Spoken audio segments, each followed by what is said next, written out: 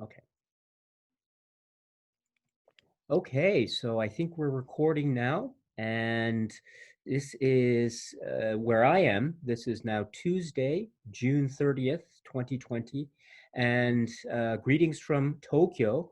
This is Daisuke, where I am anyway. This is Daisuke, and I am very, very happy to welcome via Zoom meeting our dear friend and YouTube hero of mine, a cinema expert, a collector expert, and an overall a wonderful person.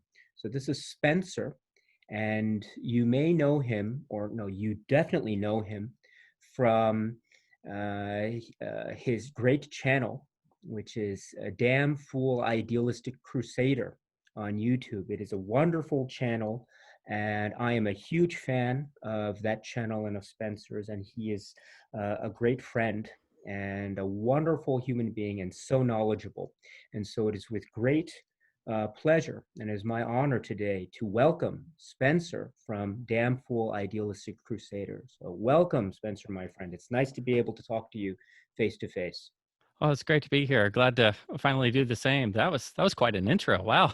Oh, I could really? say Oh, I could say all the same about you and your wonderful channel. It's like a desert oasis on YouTube for film nerds. Absolutely. Um, yeah. I guess the channel name's kind of interesting because it doesn't seem to have anything to that's particularly Bond related.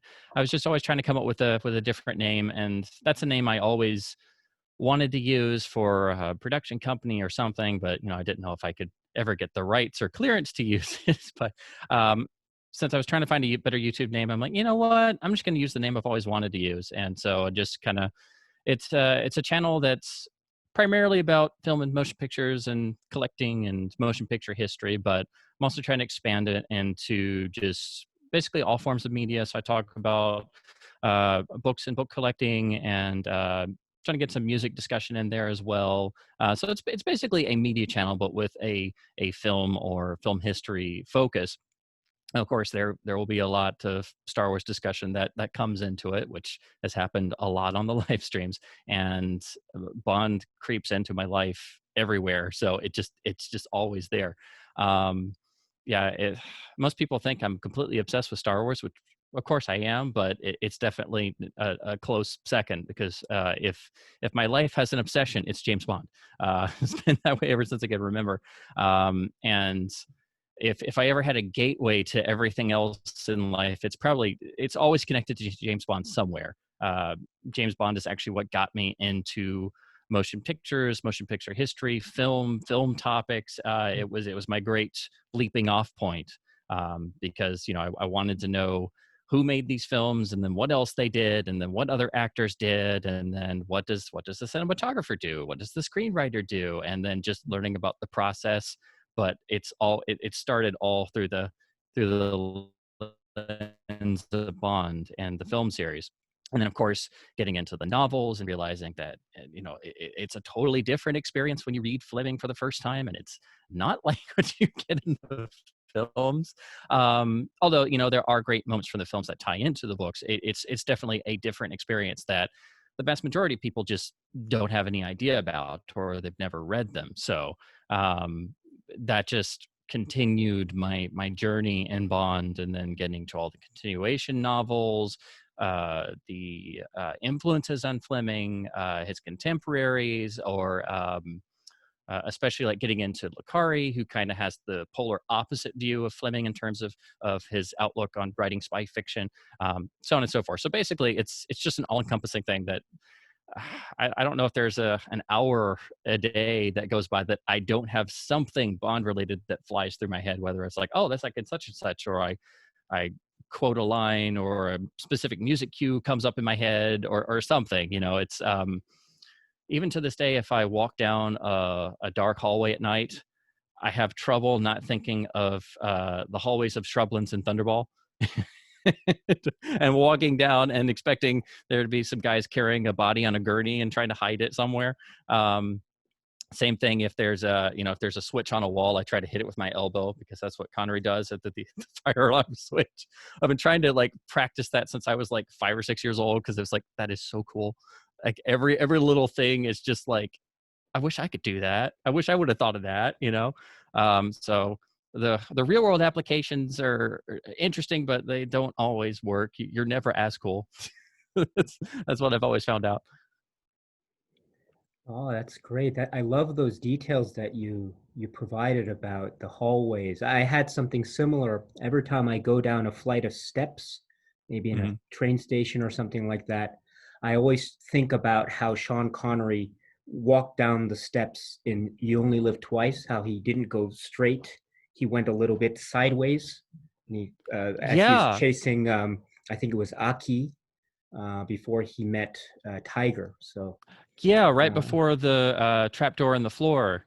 And yes. actually, now that you mentioned that, it makes me think it's kind of interesting. And this is getting really nerdy, but if you look at the way he goes up the stairs to get back to the control room and the crater base at the end, and he has to go up the stairs once the technicians come out, he kind of like does this little jumping maneuver and he's like going like 5 stairs at a time. And then, of course, runs out of bullets and has to resort to the throwing star before getting into the lair, which I always thought it was cool that there was a back door to the lair. And then he just comes up and then, oh yeah, there's Hans. And of course he has the keys and now we're gonna have this great fight. And, but yeah, it's like, so there's just a back door. Like anybody could have walked into Blofeld's office. Yes. um, Synergy. It's all about interconnection. Yeah. Exactly. Yeah. That's wonderful. You remind me also of when I first started to watch Bond films when I was a kid growing up. But that brings me to, I think, my next question, which is, so so talking about Bond films or Star Wars films or any other films that you want, what were some of the what were some of the films that you watched as a kid growing up? What were some of those early memories that you remember, and how do they translate into the types of films that you're interested in today?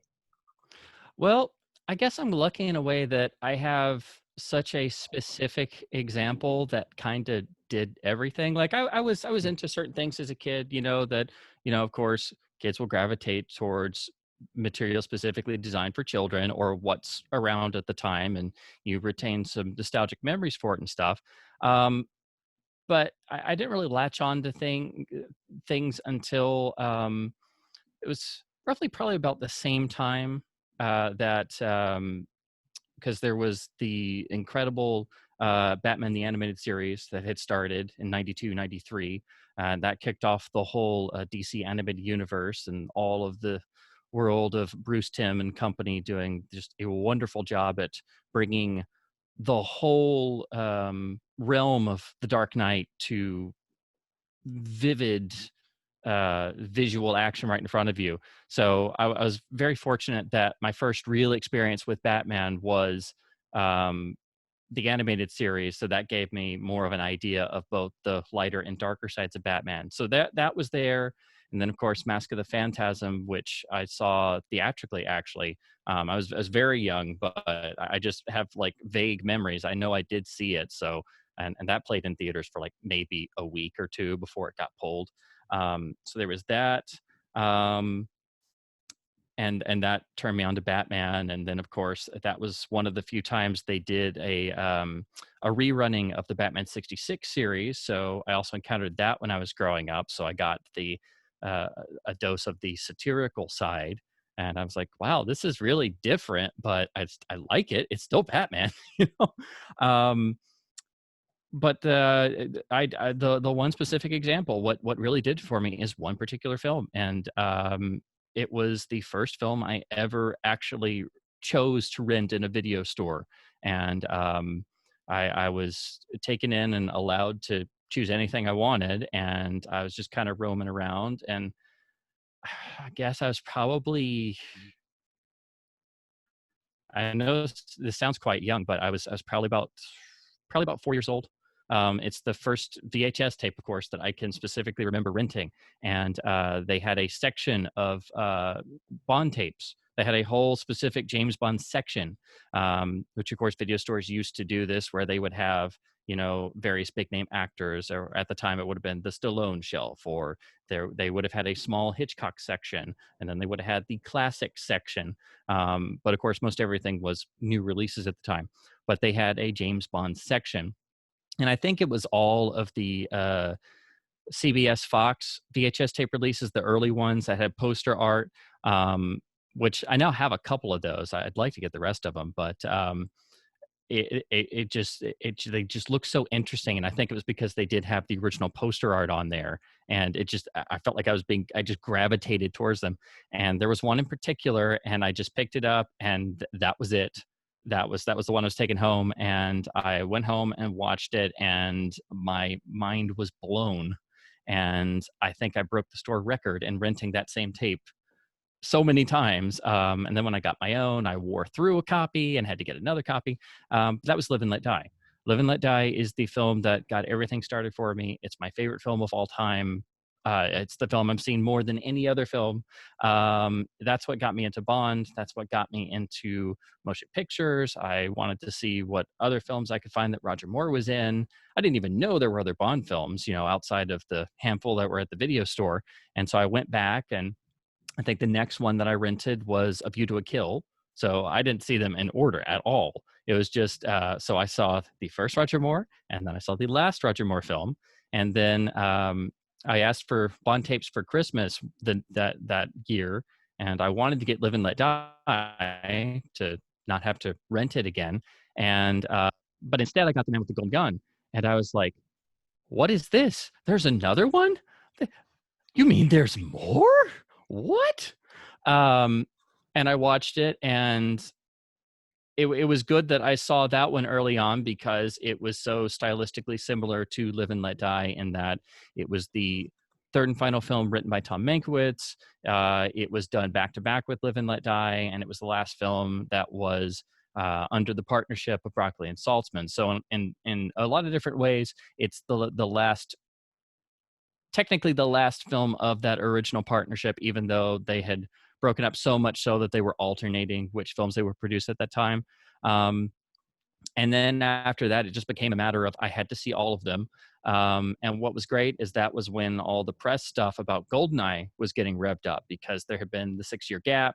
And so it was literally like, I could not believe it. There was going to be a new one, and I was going to, you know, it was going to come to theaters and stuff. And of course, I was a really little kid. And so that I was already such a diehard Bond fan. If I ever encountered people like at the rental store, or people would ever talk about Bond, I'd hear adults talking about Bond, I'd get so excited, and I'd run up and I'd just be like, blah, blah, blah, blah, blah, and they just turn around and be like, "How old are you?" You know? So then it became this odyssey of trying to find out more stuff. And then about a year or two later, I managed to get a copy of what became like my childhood Bible, which was Stephen J. Rubin's James Bond movie encyclopedia. And this was all, of course, pre-internet days. So it's not like now where you could just go look up anything. And I was just flabbergasted. I would pore over the pages. I mean, I still have my copy somewhere, but like the laminate on the covers peeling, but I read it so many times, and it just had details about all the cast and crew, and it had all these great production stills, and he did a little write-up on each film, and it was just like, oh my gosh. And I just read it over and over and over again. And of course, most of the films I hadn't seen by that time. So my big help in that was during the days of TBS doing their big Thanksgiving James Bond marathon. They would do a marathon every year on Thanksgiving. And so that was how I taught myself how to tape things on a VCR and try and make tape recordings. Of course, you're stuck with the commercials and the edits and stuff, but I was just so determined. But of course, they would show them out of order, and there were some they would never show. Like, it took me years to see what were then the harder to see films. So of course, On Her Majesty's Secret Service was the one you never saw anywhere. They might run it once on a Wednesday at 2:00 in the morning, which school night, you can't see it. For Much With Love was the other one that took me years to see. So a lot of them, it was kind of weird, the distribution, and it was also good because of Goldeneye, that was when they made the '90s wave of VHS tapes. The James Bond collection was the final major VHS push, and so it took me a couple years, but I managed to pick up all of them and then replace my TV recorded copies. Which some of those are still cool to throw on every once in a while and kind of skip through it and see all the '90s experience of seeing Bond on TBS, complete with the logos and promos and such. Well, yeah, that's really what did it. And from there on, I started devouring any books on movies I could find in libraries, bookstores, what have you. And of course, a lot of them were just general trivia or stuff like that. But then I started reading criticism, and I started trying to see things that I'd read referenced, like, oh, well, this thing in the Living Daylights is actually because of The Third Man and Carol Reed's important work, and da da da da. I'm like, I've seen this reference several times. I've got to see this movie. I have no clue what it's about. And then when I finally see it, I'm like, it just totally obliterated me.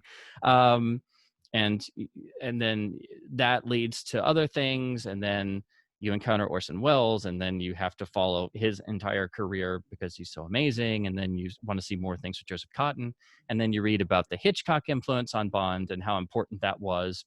And I'd already seen a Hitchcock film or two by the time I was 6 or 7, so I kind of had an idea, again, because there were Hitchcock sections in the video store, so I knew it was a name and that he did a lot of things and there was a lot of influence. And then they'd say, oh, well, the helicopter scene in From Russia with Love is the crop duster scene for North by Northwest. And then I'm like, oh, okay, well, now I have to go and see that because it's a big influence. And then I'm like, oh, yeah. So it always goes back.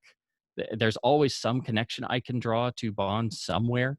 And then I got into the novels. I think it was probably when I was about in no, can't remember if it was, I think it was maybe the 5th or 6th grade when I found my first one. It was actually at one of those library book sales. They had a old used copy of, oh yeah, got it over here. It's one of the '80s Charter reprints, but this is actually it. I keep it because it was my first. So I read Goldfinger first, and the basic plot structure is the same, but as soon as you start this, you're like, what? This is different. And of course, at that time, I didn't really know much about Fleming's influences, primarily Raymond Chandler and the whole school of hard-boiled detective fiction and all of the descriptive narration and everything. And it was just such a vivid experience that I was like, that wasn't in the movie. you know? So then I started trying to track down the other novels, which was also difficult at that time because they weren't in print. So I would scour used bookshops and pick one up here and there and so on and so forth. And doing that, I also had already started collecting other books, and that really kind of got me in the spirit and got me enjoying, hunting for used books and reading older copies, much older than myself. So if when I read the Fleming novels every year, my preferred go-to copies are still my copies of the 1960s Signet paperbacks. These just are, if I think of Fleming, I think of these with the red-lined pages and the beautiful color on the front and the little tiny beautiful hand-illustrated artworks. And so this is how I read them all the time. And I have a number of different editions, but just anytime I find extra ones. And then, of course, I got into the continuation novels, had to track down all of the John Gardner books and Colonel Sun. And then that was about the time that Raymond Benson's books started coming out. And those were really interesting to read because it was a different approach. And I had read some of the Gardners, and I could see how later on they started to get kind of different. And then so getting the Benson books was like a nice breath of fresh air. And so since then, I've kept up with those. Every time they come out with a new one, I dutifully buy a copy and go and read it, and either just say, oh, that was okay, or that wasn't that great, or I'm just going to put this back on the shelf. But I keep up with those. And even though I'm not really a fan of the modern films since the rebooting in 2006, I still go every time. You know, I still, you know, like I feel like I should carry my I support Eon card. You know, it's like it's like a dutiful obligation. I still go. I still show up. I still try to remain objective and everything. Um, I was lucky enough. I did get to see, you know, all the Brosnan films theatrically. I still have fond memories of some of those, and especially the great sound presentations. I still regret that I've not been able to see all of the original films on a 35 millimeter print theatrically. I've seen some. Some were more modern prints. I've seen a few vintage Technicolor prints, but I've not been able to see all of them. That's definitely number one on my bucket list of prints I want to see projected. Is I would love more than anything to see an original print for all of the original series. And if I remember correctly, I saw Casino Royale and Quantum of Solace on film, and of course, Skyfall and Spectre I saw digitally, but I at least saw 2 of the Craig films on film. So that's like, maybe that's worth something. And it's also interesting. I've always found myself sticking up for all of the series, and there's usually the ones people label as like the black sheep, and I'm always like, well, no, there's good stuff in Moonraker. You know, there's great lines in The Man with the Golden Gun. You can't just write it off. Christopher Lee's fantastic. You know, Hervé Villechaize is magical. Um, it's got some of probably, and even if you don't like it, it's certain ones you can't deny that they're at least several cuts above the competition. You know, even some people may not be able to agree with the tone of, say, Diamonds Are Forever, but you can't write it off as not having creativity and having bringing something else to the table than just, you know, story point A, B, C, kill the villain, get the girl at the end. You know. And it's always fun to interact with the fan community because everybody has different opinions and stuff. But I'll readily admit that I probably have a slightly different outlook because I research the series as much as possible. And like, if there's something I come across that I didn't know before, I have to like research it as much as humanly possible. If there's a new book that comes out on Bond and I find out about it, I want to go and get a copy and read it. Speaking of which, I've got to get a copy of, oh shoot, what's the author's name? I believe it's Robert Sellers, who wrote Battle for Bond.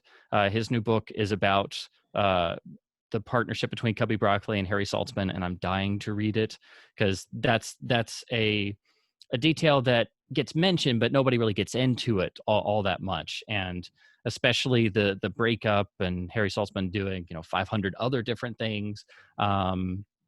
And then, you know, alternating producing different entries, and those are real life concerns that will really play into what makes up a film. That's something else I think that most film criticism really doesn't have a good handle on. This is a more general thing, but it's something I've always felt that I wish I try to do it myself, and my own pieces that I write and so on. But I wish more film criticism would take into account the practicalities of production, you know, troubles they had when they had to do recastings, or, you know, location problems, or switching around directors, or getting rewrites, because all that stuff will direct a film in and of itself, you know, and what tone it has, what market it was designed for. And I think it's really important for the Bond films because there has never been another film series that has not only had the longevity, but been able to make itself work for each individual time period and try so many different things, but not get so much far away from the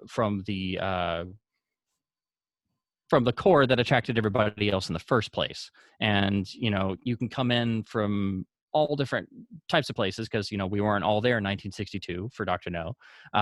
We didn't see it grow from start to finish, but I also think it helps starting at the beginning and seeing how it grew and developed over time, because it's still a continually growing thing. And again, I don't think any other film series is like that. And I think you can learn more about motion pictures, not only the history, but production, how motion pictures are made, how they're developed, how they're marketed, just everything in general. I think you can learn more about movies by looking at the James Bond series than practically anything else I can think of. That again, that may just be my own personal experience talking, but Bond was my jumping off point, and if you know, I can practically link everything back to somewhere. Me going, oh, well, I like this. Well, what else did they do? Oh, they did this, and that was written by this person who did this, and then this, and so on and so forth. So it's like one continuous cycle. It always comes back. Amazing, absolutely amazing. You said so much there, and I'm. This is yet another example of why I really. You are one of my heroes because Oh, of thank you. your a passion and also your attention to detail. You mentioned so many things in there, I know it's kind of and long-winded. no, no, not at all. I think that was fantastic. And I must ask you before I move on, did you Mhm. see also, I would imagine also that around the time that you were growing up, you mentioned watching Batman the Animated Series. And I was also a kid, maybe I'm a little bit older than you, but I also remember that debuting on TV. I was in the States at the time, and that was a Mhm. big thing. I was shocked by the opening. There was no title. It was just this sequence without any title card or anything like that. And I was shocked Exactly. by that. Yeah. And I think I, Christopher I Nolan was too films. Yeah. young to, yeah, I was too young to get to grasp the importance of that and how that was so different. But then, you know, later on I was like, yeah, holy crap, that was, man, they really had some clout to not only get a bigger budget, but to do the dark deco approach and to actually say we are inspired by the Max Fleischer Superman cartoons, which that was another thing I thankfully encountered early on, and I am still obsessed with those. It's just, they're astonishing, and you can clearly see the influence, and then how they decided we're going to pull from all aspects of the comics and literally do the comics and not just limit ourselves to one approach, and that they could get away with that and that Warner Brothers let them do it. It's like that stuff doesn't happen anymore. It was amazing. There's a wonderful detail. I'll never forget it, is in the title sequence, just before it goes up and we see Batman. There's a little shot of the cop, and he's got his little, he's just his head, and he's just scratching his head. Oh, what's going on? How are these criminals apprehended? And it just, there's this little shot of him scratching the back of his head or Yeah, something. yeah, Yeah, exactly. yeah. Yeah. I always thought that was a little interesting detail. But this was also around the time, maybe it was a little bit before. I forget the exact years, but this was also where we had the James Bond Jr. show. Yes, Yeah. I never encountered that as a kid. Okay. I think it was, I want to say it was either 91 or 93. I can't remember what year it was specifically when it ran. Since then, I've seen, you know, when people upload various episodes to YouTube and things like that, when they must have taped it back in the day, because it's not gotten an official release anywhere. There may have been like a VHS tape of a few episodes here and there, which is unfortunately the fate of a lot of 80s, 90s cartoons if they didn't get a full release. Yeah, that was that's interesting, I guess.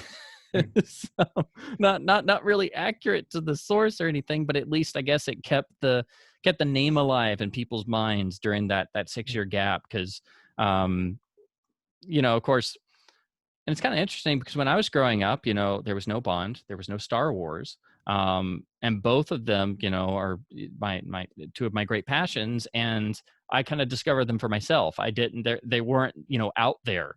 They weren't in the media landscape because, you know, with Star Wars, after Return of the Jedi, they stopped the toys in about, I believe, 1985. So there were no toys. And that got started back in 1995. So, and that started the push. And then, of course, the 97 special editions and stuff. So for me, I kind of discovered both on my own. And then it was right before the time where both Bond and Star Wars just kind of took off again and became a public presence again. So I thought that was really interesting, and it allowed me to just kind of ride that wave, which was really cool. Your first experience watching a Bond film in the theater was Goldeneye? Yes. And what did you think of that? What was that experience like? Well, it admittedly, I was very lucky that my parents would allow me to watch things that were, you know, not necessarily designed for 5-year-olds. So, Mm. I'll admit once, you know, early on, you know, I gravitated much more towards, you know, the action sequences and the cool factor and things like that. So I didn't, you know, 100% get all of the story nuances. You know, it was more about like, wow, that was a great movie, and the sound was really great. You know, because of course you're a kid. That's what you're gonna think. Um, but I've always liked all the Brosnan films. I still have a soft spot for him. I rewatch the whole series every year, if not twice a year. Just because I have to. But the first time I can remember seeing a new Bond film and then coming out and actually, you know, reflecting on it was actually Tomorrow Never Dies, because that of course was 2 years later. I was seven, about 7.5 at that time. So I remember coming out and, you know, starting to think about what I had seen, you know, much more like what you would do now as an adult. So Goldeneye, I remember standing in the line outside the theater, and it was a long line outside, and they had the big banner poster in the lobby. It was one of those giant ones. It was a horizontal one. It ran down the entire wall, and it just looked fantastic. Of course, you can't hang one of those in your house. It's too big. I would try though if I had the opportunity.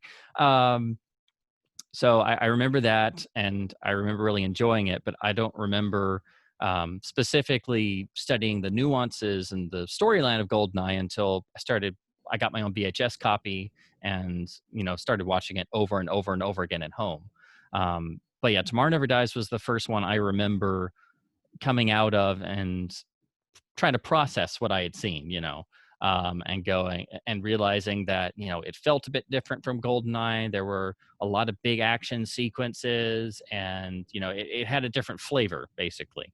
Um, and then, you know, World's Not Enough 2 years later, I was 2 years older, and, you know, you come out and, you know, I've thought about it even more. I thought the whole plot twist was an interesting choice, and the whole um, it being more of a psychological, character-driven story, I thought was really interesting. It was a nice change of pace, basically.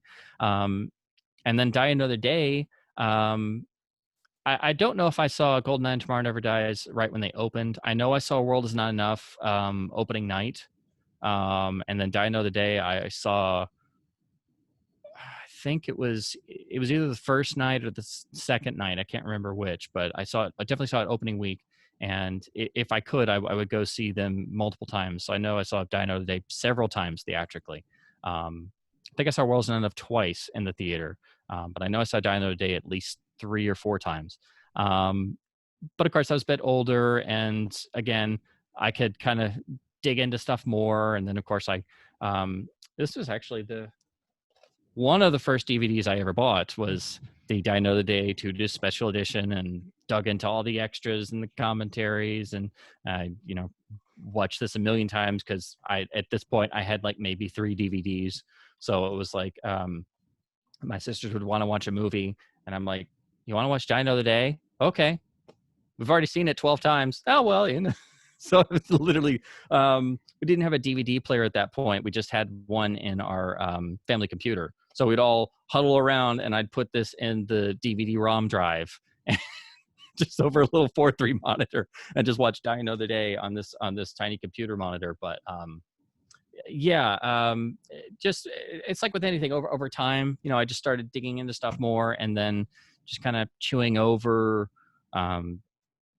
Story aspects, plot, character, and then looking at photography and the musical score and the different composers, the different directors, you know, and most people always gravitate to the actors, which that is a definite characteristic, a definite way of categorizing the films, but I feel like people get hung up on that too much because every time Bond gets discussed, the first thing is, oh, well, I think this was the best actor and everybody else wasn't as good. And it's like, well, you realize they had writers and directors and cinematographers too, right? Like there's more than just the main actors.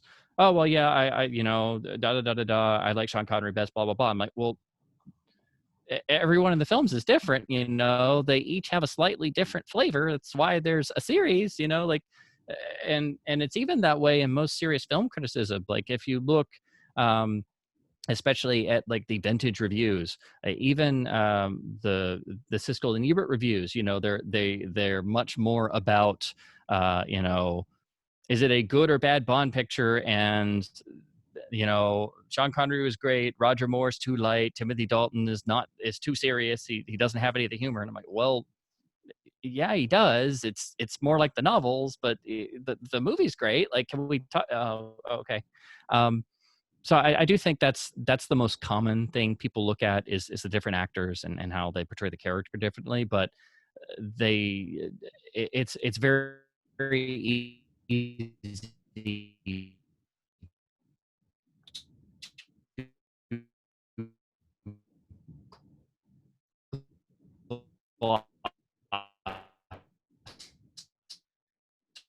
over all the other parts of the creative team. Would have been yours, wouldn't it? So did that answer your question? Oh yes, so I think so. You're talking about the overall production aspects of these films, Mhm. and I guess maybe to bring up an example of that, what were your feelings about the way? Let's take an example of the music. How do Mhm. you think? And let's stick with the Pierce Brosnan films.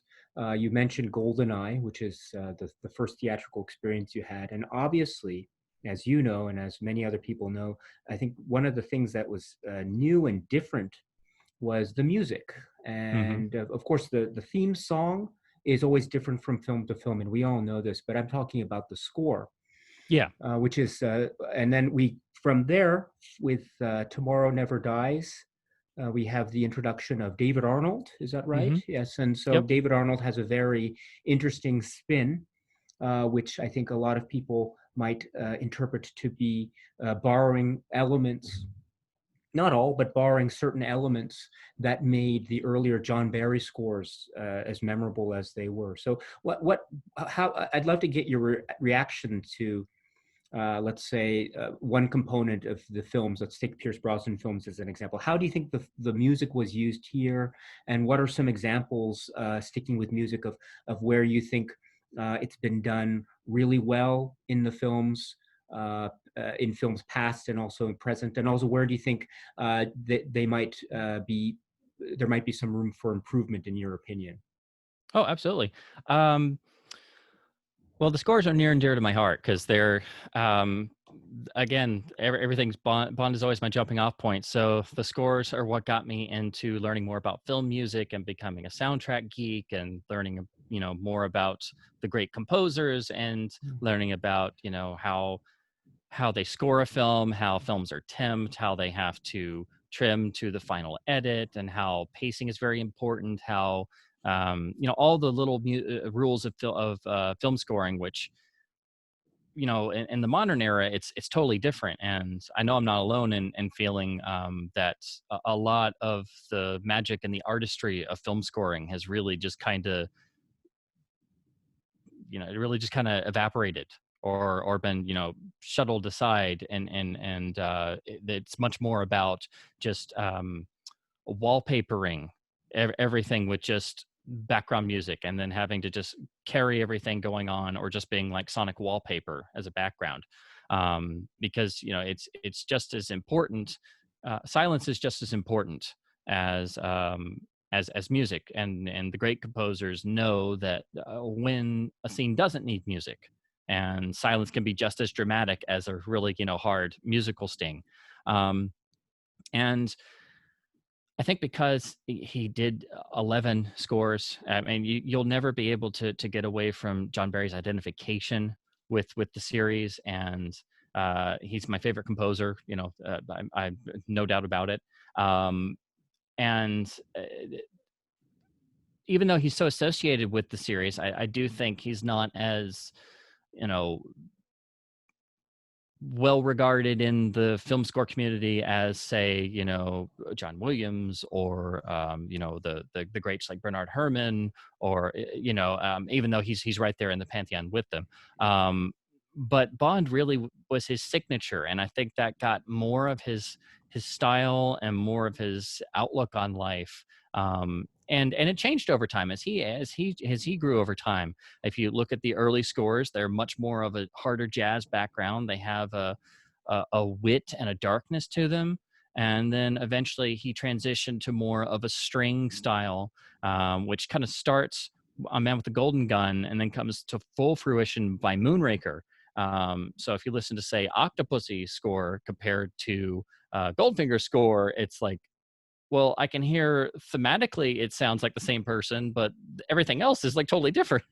Um, so I've always thought that was interesting, and you do kind of have to make the distinction between the Barry scores and the non-Barry scores, because he is so deeply entrenched in the character of Bond. And he knew exactly what to do musically, because I feel like the music is more important in Bond films than other films, because in the novels, Fleming always gave you what was going on in Bond's mind. You had this beautiful, vividly descriptive internal monologue, and you knew all of his fears and desires and things. Well, you don't get that in the films, because that's more of a literary device. So I think, I don't know if he did this consciously or not, but I think that Barry knew intrinsically that the music would take the place of that.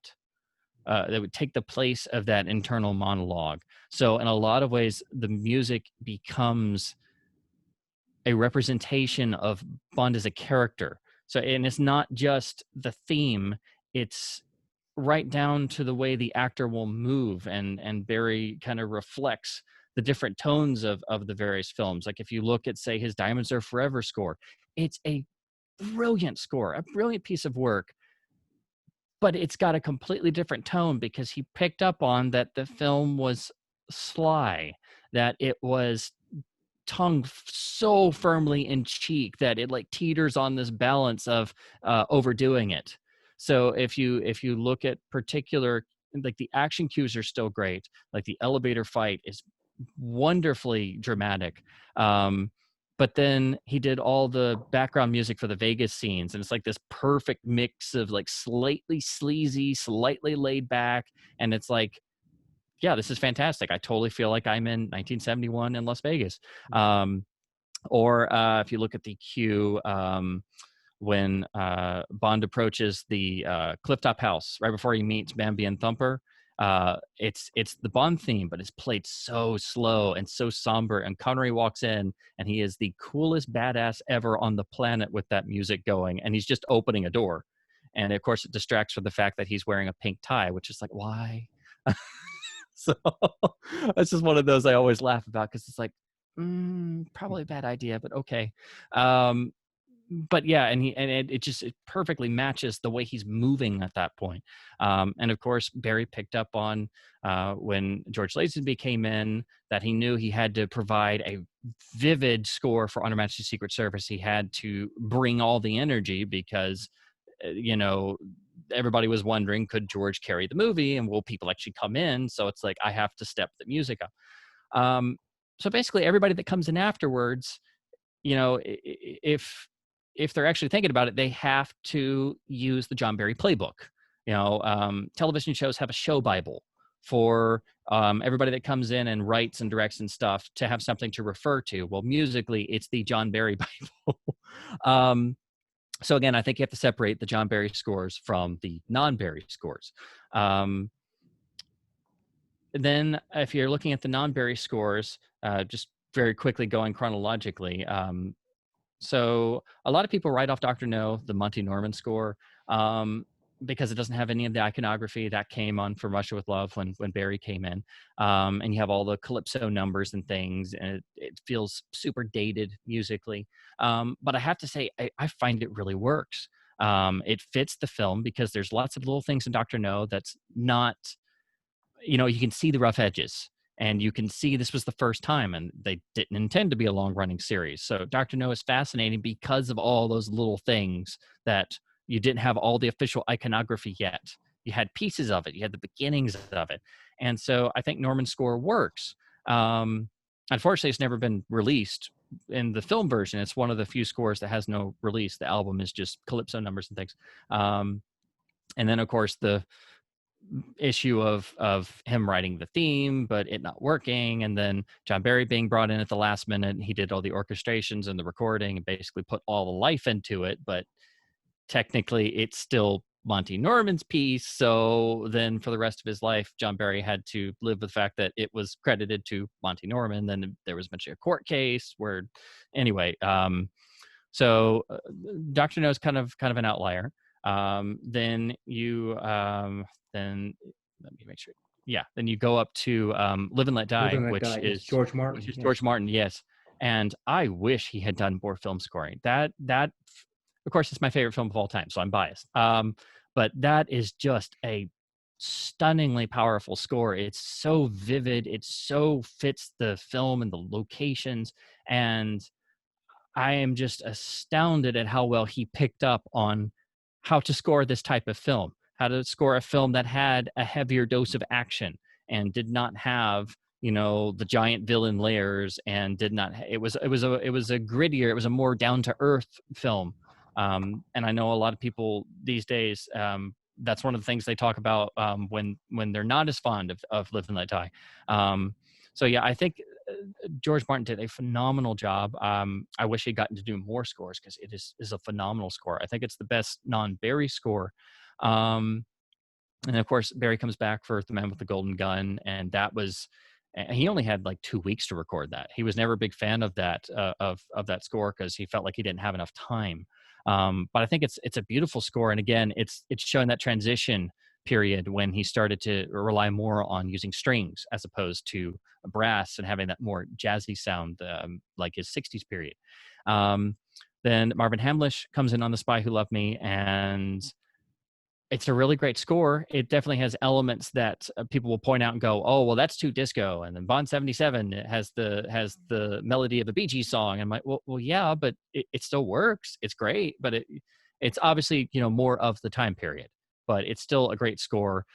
It's another that has no release of the film version. All the soundtrack is a re-recording, which is still great, but it's also limited. And most of the scores don't have fully complete releases yet, which still drives me crazy. I've had a lot of discussions with Bond fans, and we're all kind of in the same boat.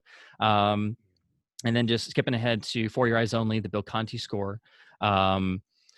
It's a fantastic score. Again, it's got a heavy dose of synthesizer, so a lot of people will say, "Oh, well, that's too 80s," but I mean, it really works. I think For Your Eyes Only is one of the best Bond soundtracks to drive to, particularly the big action cues. Like if you're sitting on the interstate and Drive in the Country clicks on, or Runaway, it's just like wow. Or so that's one. It's a great one to listen to because not all scores are enjoyable on album as opposed to in the film, which is something I'll talk about with Arnold in a second.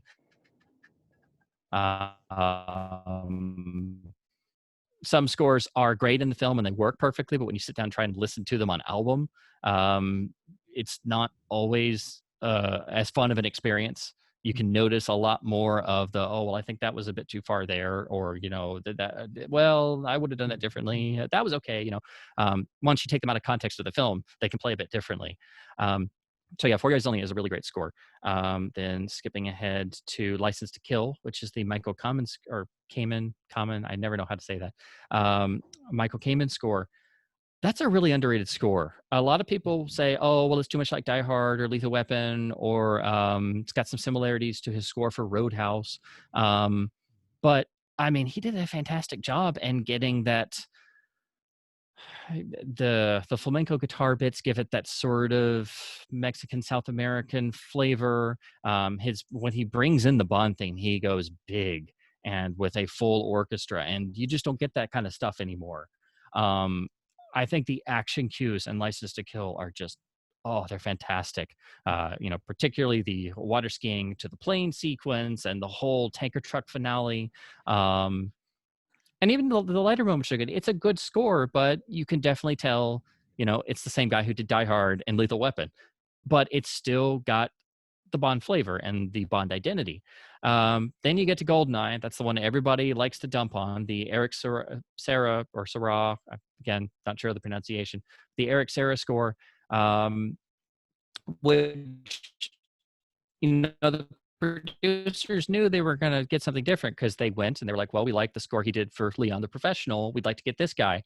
And so they did. But then when it came back, even they were like, this isn't what we were expecting. So, well, you got a guy who does techno scores basically in like a small studio, sometimes completely by himself. So it's like that you kind of got what you paid for.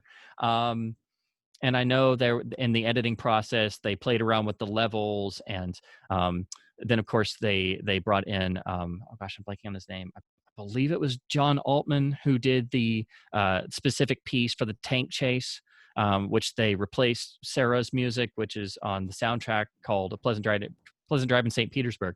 And that, of course, has much more of the traditional Bond elements, and it's really big and everything. And you can tell that's what they wanted. But it's like, if they wanted that, why didn't they just go and get John Barry? And apparently there had been discussions, and he almost scored Tomorrow Never Dies, but they apparently couldn't meet his salary requirements, and it just didn't work out for a number of reasons. But personally, I love the GoldenEye score. I think if you listen to it on the album, it's in full force. It's mixed down in certain parts of the film, which I know Sarah was not too happy with when it premiered. I know he said it in I think a few interviews, but they definitely played around with it because they wanted to tone down the techno vibe, which is like, again, you hired a guy who makes techno scores. It's like, that's what he's going to give you. So if you listen to the album version, some of the cues, it's like, okay, I can see that being a bit much, but I really enjoy it as a score. It's a real experiment, and I think it's actually very successful. I can see why they replaced Pleasant Drive in St. Petersburg with the Altman piece that we have in the film. It's one of those, I can understand why people don't like it, but it was an experiment. And I think it also helped because the film had a different vibe to it, because it was the first film after 6 years, and it was the first post-Cold War film. It was the first film in the series after the fall of the Berlin Wall. And there's all this stuff about analyzing Bond's character. In the opening in Monte Carlo when he's being analyzed, all the lines that M has, of course, the infamous sexist, misogynist dinosaur line, and Brosnan's performance is much more introspective. It's so I think that being the one that has the techno score, and the film kind of has that sort of Euro thriller vibe of that was becoming a genre at the time. I think it all fits. I think it works, and it's not all techno. There are pieces that Sarah has in there that I love. His "We Share the Same Passions," which becomes a recurring theme. The piece that plays when Bond goes to the casino at night, when he first meets Onatopp face to face. That it's just this kind of very very somber and slow piece that it's like, wow, this is very deep and nuanced. So again, I really like the GoldenEye score. It's actually, if I had to choose a favorite of the Brosnan film scores, it would be GoldenEye for me, actually. And I know that's a very uncommon thing to say, and I do enjoy Arnold. So to talk about Arnold, so he comes in Tomorrow Never Dies. They John Barry almost scored the film, which would have been a great coup. But everybody kind of realized that Arnold was the logical choice because he had done the Shaken and Stirred covers album, which has all those really interesting covers. They're kind of departures with all these great acts.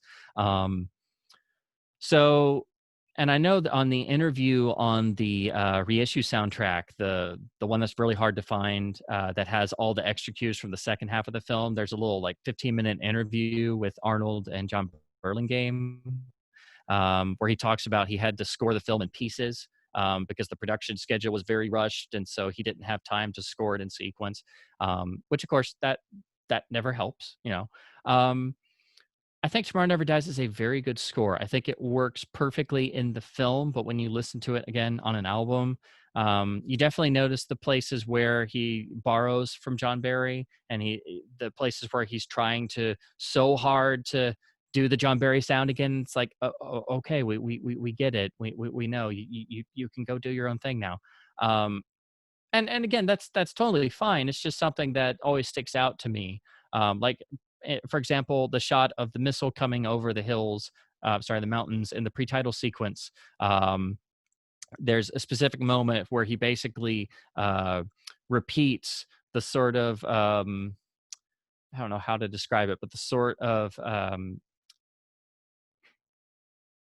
it's the piece for the of On Her Majesty's Secret Service, the part of where it's you hear it in the background, and it's the strings just like going so it's little things like that. It's like, okay, I'm a Barry fan too, but like, okay. So my favorite parts of the Arnold scores is where he just does his own thing completely. He was very good at using the Bond theme in the big moments, and that's, you know, like number one in the playbook of how to do Bond score. Use Bond theme, big moments.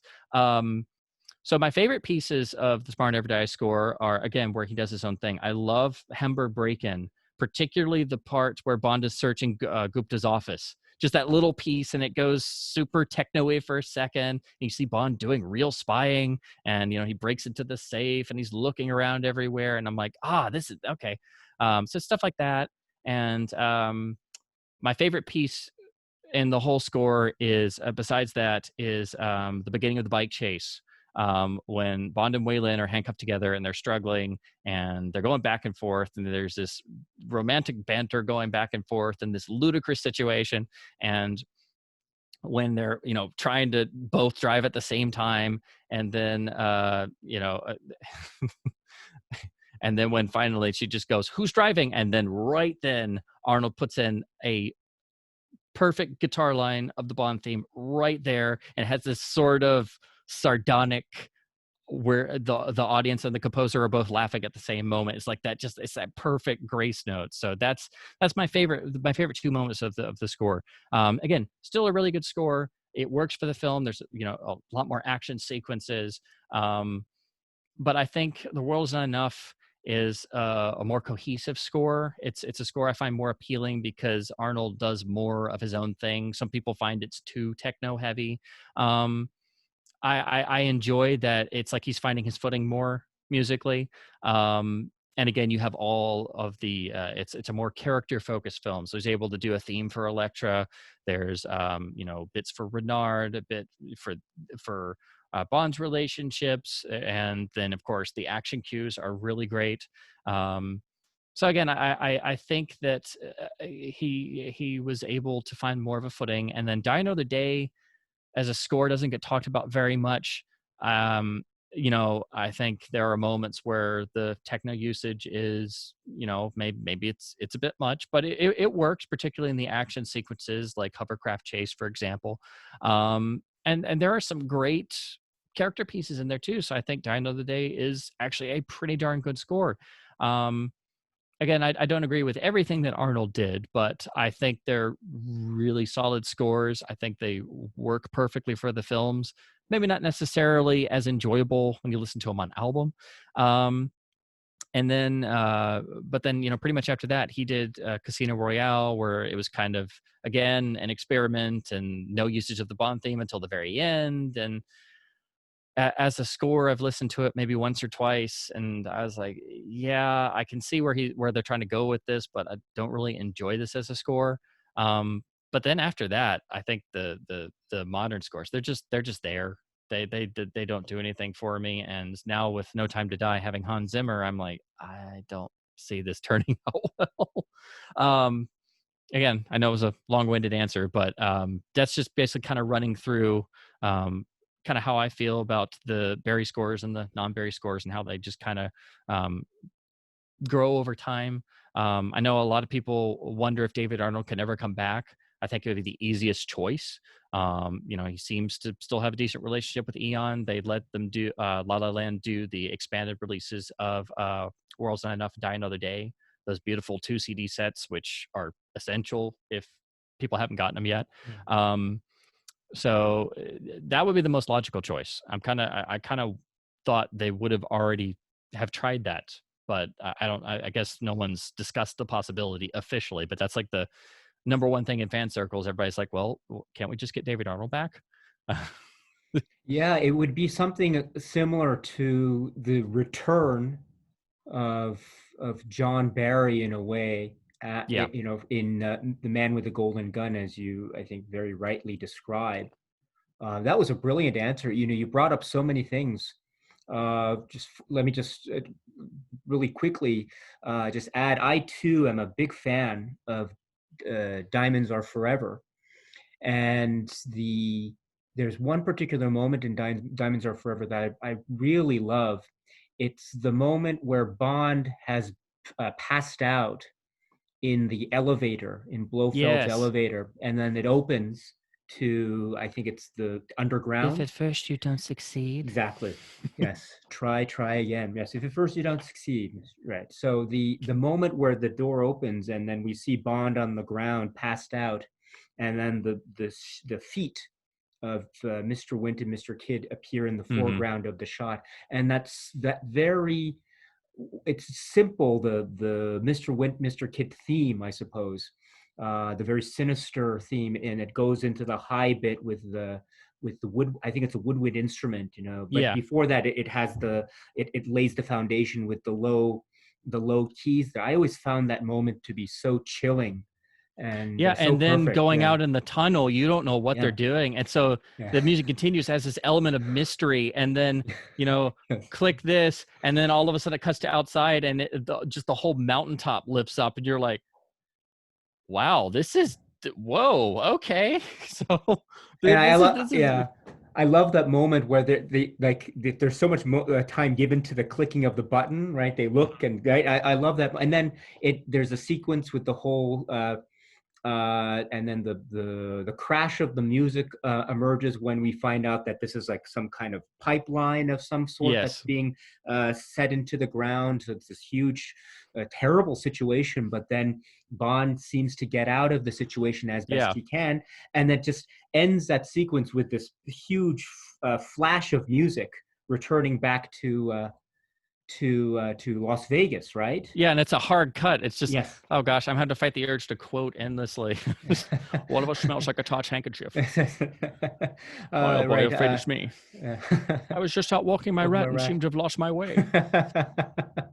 And that's such a quotable film. And Oh gosh, the yes. yeah, and what was Who the other is one? your flaw?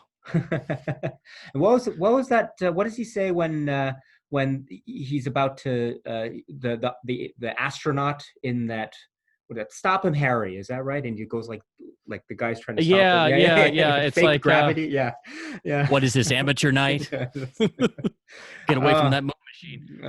Yeah, and Not then a when you toy. get older and you put two and two together and you realize that that is a brilliant gag poking fun at the moon landing conspiracies, Yeah, and then you're like, because you're at first, especially when you're a kid, you're like, okay, they're testing this, and I guess they have to move slow because the suits are slow, and then you're like, wait a minute, oh, I th- Tom Mankiewicz, I think more than anybody in the world wrote stuff that you're not going to get it the first time, maybe the second time, third, fourth, fifth time, but once you get it, that switch flips, and you're like, oh my god, that is just like, oh, and it's in Superman too.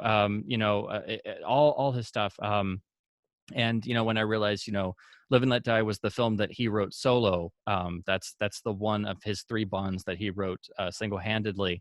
I was like, oh well, that's why it feels different. It's the only one where he wrote by himself, and it has all his witty lines. And oh god, Diamonds Are Forever is just, I know the diamonds are in the body, James, but where? Elementary, Dr. Leiter. And there's a moment where Leiter doesn't quite get it, but then he gets it, Yes. and yeah, Yeah. And you can see like yeah, Connery having to yeah, fight, grinning, someone sent their brain trust down to meet you. There's so many. And again, it's just, oh, so many. oh, that's a great. Oh gosh, uh, I got a brother, right? Small world. And We're oh so gosh, happy so you many. chose our slumberite casket. I'm sure your brother would have approved. I'm sure he did. And what, gosh, what was that? And there's another moment. It's a very quiet one where Scaramanga is walking the plank to board his boat, Hmm. and there's a nice little cue that John Barry introduces that it's not quite the Man with a Golden Gun theme, but it's a little bit of a it really helps. There's a nice percussion beat to it that really helps to Do you add. mean the little piece that, and I'm just gonna have to hum it, but you mean the little piece with like the pick strings was like do do dee dee do Yeah, do do do. yeah, Yes, I love yeah, that. Oh, yeah, that gets stuck in my head all the time. Like I yeah, get me too. Yeah, specific tiny pieces, and of course it'll be pieces that have no name and they're not on the yeah, soundtrack yeah, and they're not yeah, on the expanded soundtrack if yeah, it yeah, has one, and yeah, you're just like, ah. yeah, So yeah. yeah, And yes, there's just something about how Christopher Lee's walking and the music yes, just matches perfectly with the yes. rhythm of his walk. It's just, And and then it it's just, like, yeah, how did he do this in only 2 weeks? It's like, wow. Like the only regrettable part of that whole score, and he admitted it, everybody admits it, is the penny slide whistle on the Astro Spiral jump. That is the only thing. And still to this day, you're just like, ah. Now I'm of course used to it, but it's just like, can you imagine had that been built up like the buildups in Live and Let Die, which I think, and this is something nobody talks about, but the buildups to dramatic moments, I think Live and Let Die may have like is like the best in the series for that. The buildup to crashing the bus roof off under the low bridge, the buildup of editing and scoring, and then letting it ride for that second, and then dropping out when the roof crashes off, and then picking up in the aftermath once the music drops away and goes down really low, and then doesn't come back full force until all of a sudden you see a double-decker bus with the top half torn off screech around a corner on three wheels, and it's just one of the most amazing things.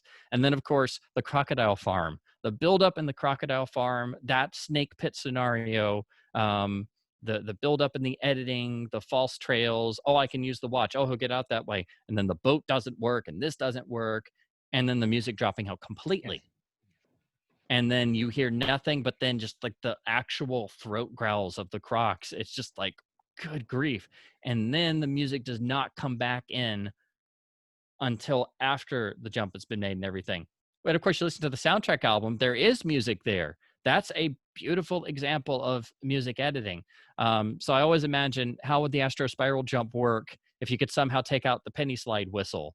I don't know if they would just had like the sound effect of the car engine, or something. But now it's hard to picture without the slide whistle effect. So, but I've always thought about that. It's like, if you ever get into like fan editing territory, that would be like one of those things to be like, well, what would you do to replace it? It's a shame it's there, but now it's kind of iconically there. Everybody knows the silly whistle in the spiral jump. But yeah, that's the only thing in that score that I'm just like, ah. I would think that you probably know the documentary on the making of the Man with the Golden Gun that Oh was gosh, first I introduced. Yeah, grew up on those. yeah, Those were another, I should have probably mentioned them earlier. I have rewatched and rewatched and rewatched the John Cork documentaries. me too. And they did the first two for Goldfinger and Thunderball. They were on the big Laserdisc sets, which I didn't have that as a Yeah. kid, but I did get.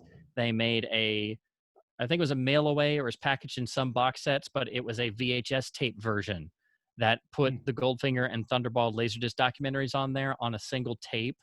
And I watched that thing over and over and over. more than most other movies I had. I would just sit down and watch it Yeah. again and again and again. And I was always like, man, I wish there were more of these. I had no idea there were Laserdisc box sets. I kind of knew what Laserdisc was. I knew it was the big expensive thing that I had. It was like another world, you know. I saw them in the locked cabinets at like the big box stores. You know, they would have like a Laserdisc section. It'd be these giant boxes and glass cases locked away with like a $300 price tag on them, and I'm like, what is that? So I didn't get to see the other documentaries until I started getting the DVDs when they put all of them on there, because they were going to do a big Laserdisc reissue in the late 90s. They started to, and then DVD came in, so they just kind of scrapped that and then did the special edition line. So, but once I could see all of them, I just watched them over and over and over again, and then got to hear the stuff that was on the Goldfinger and Thunderball Laserdiscs, which of course I was not aware originated there, you know, at first. But yeah, oh gosh, I still love those. I love that they got Patrick McNee to narrate them. That's such a wonderful touch. I adore Patrick McNee. I still get mad every time I watch A View to a Kill. I'm like, oh my God, this is the greatest thing. Bond and Steed on the screen at the same time. Oh, and then they kill him off in the car wash, which is iconic and terrifying. And Yes. every time you go in a car wash, you're like, Yes. is that you, Grace Jones? Don't be in my backseat. Yes, I agree. I But every agree. time I'm like, they should, no, keep Tibbet alive. Yeah. Like, where's the long version where Tibbet is in San Francisco and fights Zoran with an umbrella? And you know? Oh my goodness, that would have been amazing. That would I have been know, right? Oh, and yeah. his byplay with Roger Moore is just so beautiful. Yes. Of course, they had been friends forever, and they did that Sherlock Holmes in New York back in the 70s, which is really interesting, wonderful Sherlock Holmes. I think it was a made-for-TV movie. And I think from that I learned the meaning of the word obsequious, Mm, right? Yes, there's yeah. don't be so obsequious in their Don't be so recordings. damned obsequious. Yes, and the I think that I always go back and forth on the way that the Sir Godfrey Tibbett character was treated. I think ultimately I'd fall on the side of, well, it really adds more menace Yeah, and he's the threat. sacrificial lamb. Yeah, Yes, the sacrificial lamb is an important core tenet of the Bond formula that exactly. unless you're deep in fan circles, you know, they talk about the Bond actor, Bond girls, villain, henchman, plot. It's like, well, you got to have the sacrificial lamb. You got to have who was the screenwriter, who was the director, who was the editor. You know, they have different flavors and varieties. Yeah. And the directors are so important in terms of style and everything. And, you know, the early films establish everything. And that's why they're so iconic. And I really can't rank the series. I try, but I love the whole original series to death. I think it's easier to analyze the Brosnan era because you have so much more information, and you know, they were basically starting from scratch, so it's very much easier to analyze them and kind of pull things apart and look underneath the surface and so on and so forth. But the original films, particularly the first three, are the key for the whole series. And in those three films, you have literally everything, um, including the two different approaches. The more serious spy realistic driven story, much more in line with coming directly from Fleming's works, and which is Dr. No for Much with Love, the Terrence Young style. And if there is one person that should be mentioned, like the key important creative person, it's Terrence Young. Without Terrence Young, I mean, you know, there's a reason why everybody still to this day will say he was basically Bond himself. You know, you know, he took Connery to his own tailor to get shirts made. He made Connery sleep in the suit to get used to it. You know, he and Connery came up with the sardonic one-liners.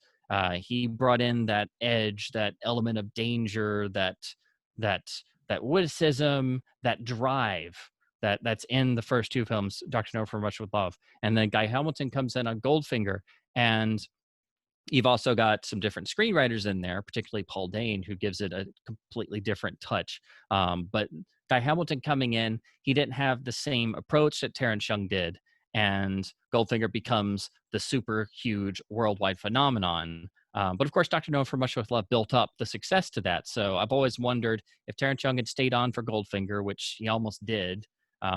There was basically, if you read into it, it was he and the producers were already not getting along. There was some salary dispute, which of course started to happen with Connery as well. You know, and again, real life concerns happen. They affect how films are made. And Guy Hamilton was one of the original choices to do Dr. No. He was just too busy. So again, you have to think about if Terrence Young had been done Goldfinger, how different would it have been? If Guy Hamilton had done Dr. No, how different would it have been? Would it have kickstarted a series, you know, because originally the series was thought to be, oh, well, we might get a couple films. We'll be lucky to get this one film made for $1 million. And they wanted to do Thunderball first, but that was involved in a court case. And then they realized, yeah, that would cost us like $3 million. So can we do something else? Now, why don't we just do this one? It's just on an island, which was brilliant.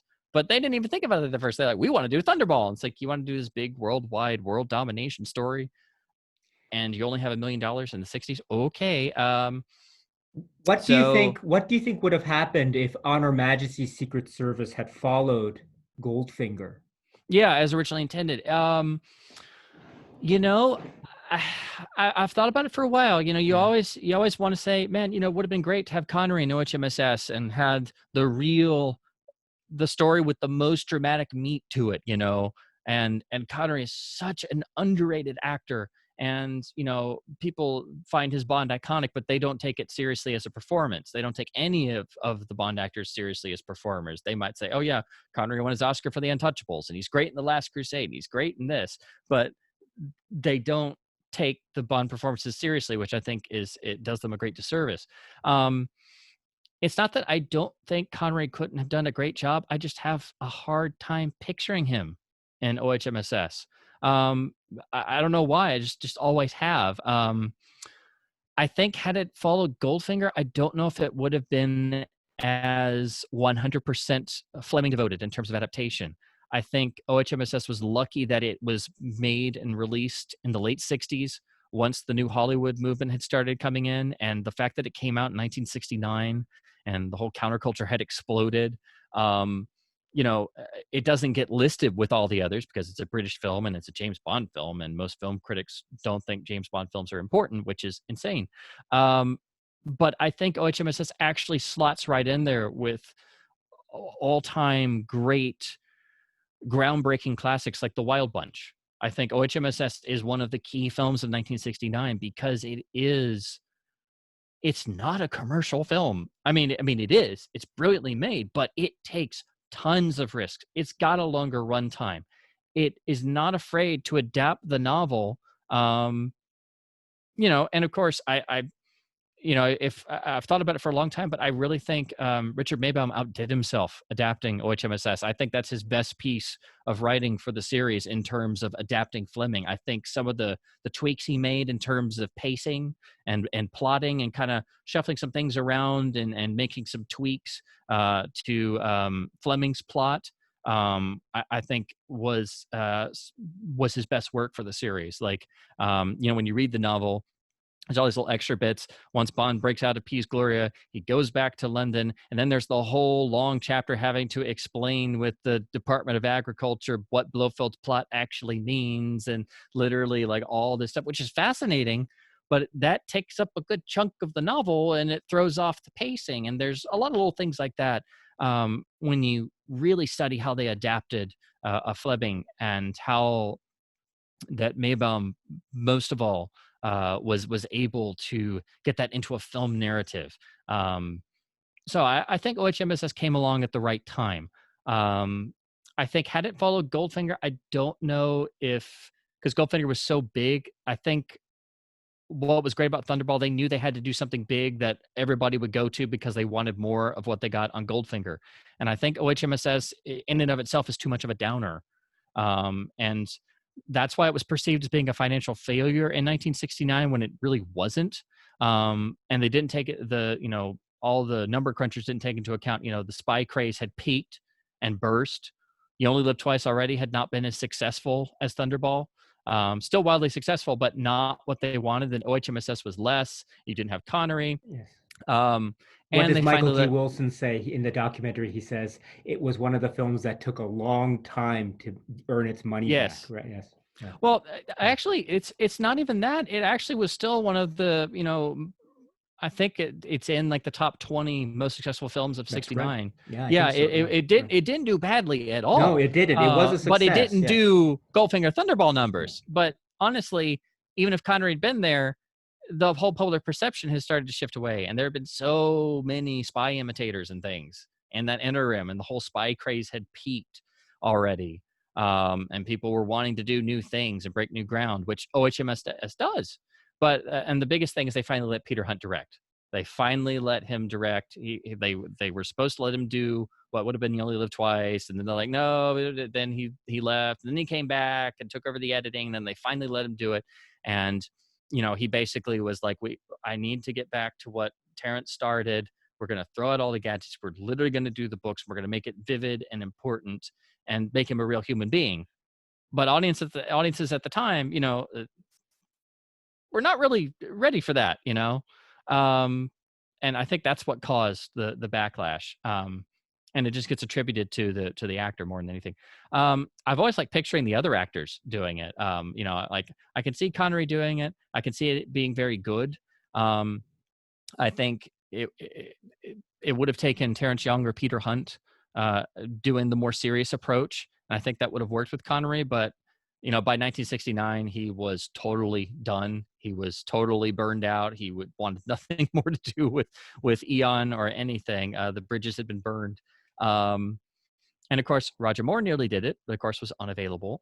So I like to picture it, and I think he could have done a remarkable job doing the OHMSS storyline. I love doing these what ifs, but Here's another what if. uh-huh. What if the film was if what if George Lazenby did Diamonds Are Forever? That's What? one of the great, Of course, of course. what could have beens. Yes. It's like I don't know which is greater, Dalton's third film we never got, Yeah. or Peter Hunt getting to do the direct sequel with George, The Diamonds Are Forever, where basically you have it basically would have been a proto License to Kill. Bond would have been broken. He would have probably looked all ragged. He probably would have been totally remorseless in his pursuit. And they would have woven it into the Diamonds Are Forever story. They would have wound up in Vegas somehow, and then Blofeld would have been in there, and it would have been a real story of revenge. And at that time, if it still came out in '71, that would have slotted in right there with Get Carter, Dirty Harry, Clockwork Orange, Straw Dogs, and it would have Yes. been right there That's on such a good point. Yes. that element of culture, because 1971 is such a huge year. That's one of my own pet theories. I'll gladly admit, if 1939 is the golden year of Hollywood, well, if you had to pick a silver year, it's probably 1971. It's so many films right there, and having a dark Bond film like that, and Peter Hunt wanted to have the ending of OHMSS actually be the pre-titles for Diamonds Are Forever. That would have been something, and George would have been more confident, and had it gone that way, and everybody had a little bit more patience with this guy from Australia who had never been in a movie before. He was a bit young. He was a bit ill-advised, definitely, particularly by his agent. But he wasn't a bad guy. If he had been able to hang on a bit longer, it's one of those where you have to go. I think it would, but upon a lot of reflection, I think it would have been a very good film, but I don't know if it would have been a financial success. And I think that everything that's happened in the series has contributed to its longevity, whether they realized it or not at the time. And I think there had to be a definite thing done to get the public perception back. And that's why David Picker in particular, was so adamant, we've got to try and get Sean back. Because up until that time they had signed John Gavin. John Gavin was playing James Bond, and it was going to be shot entirely at Universal,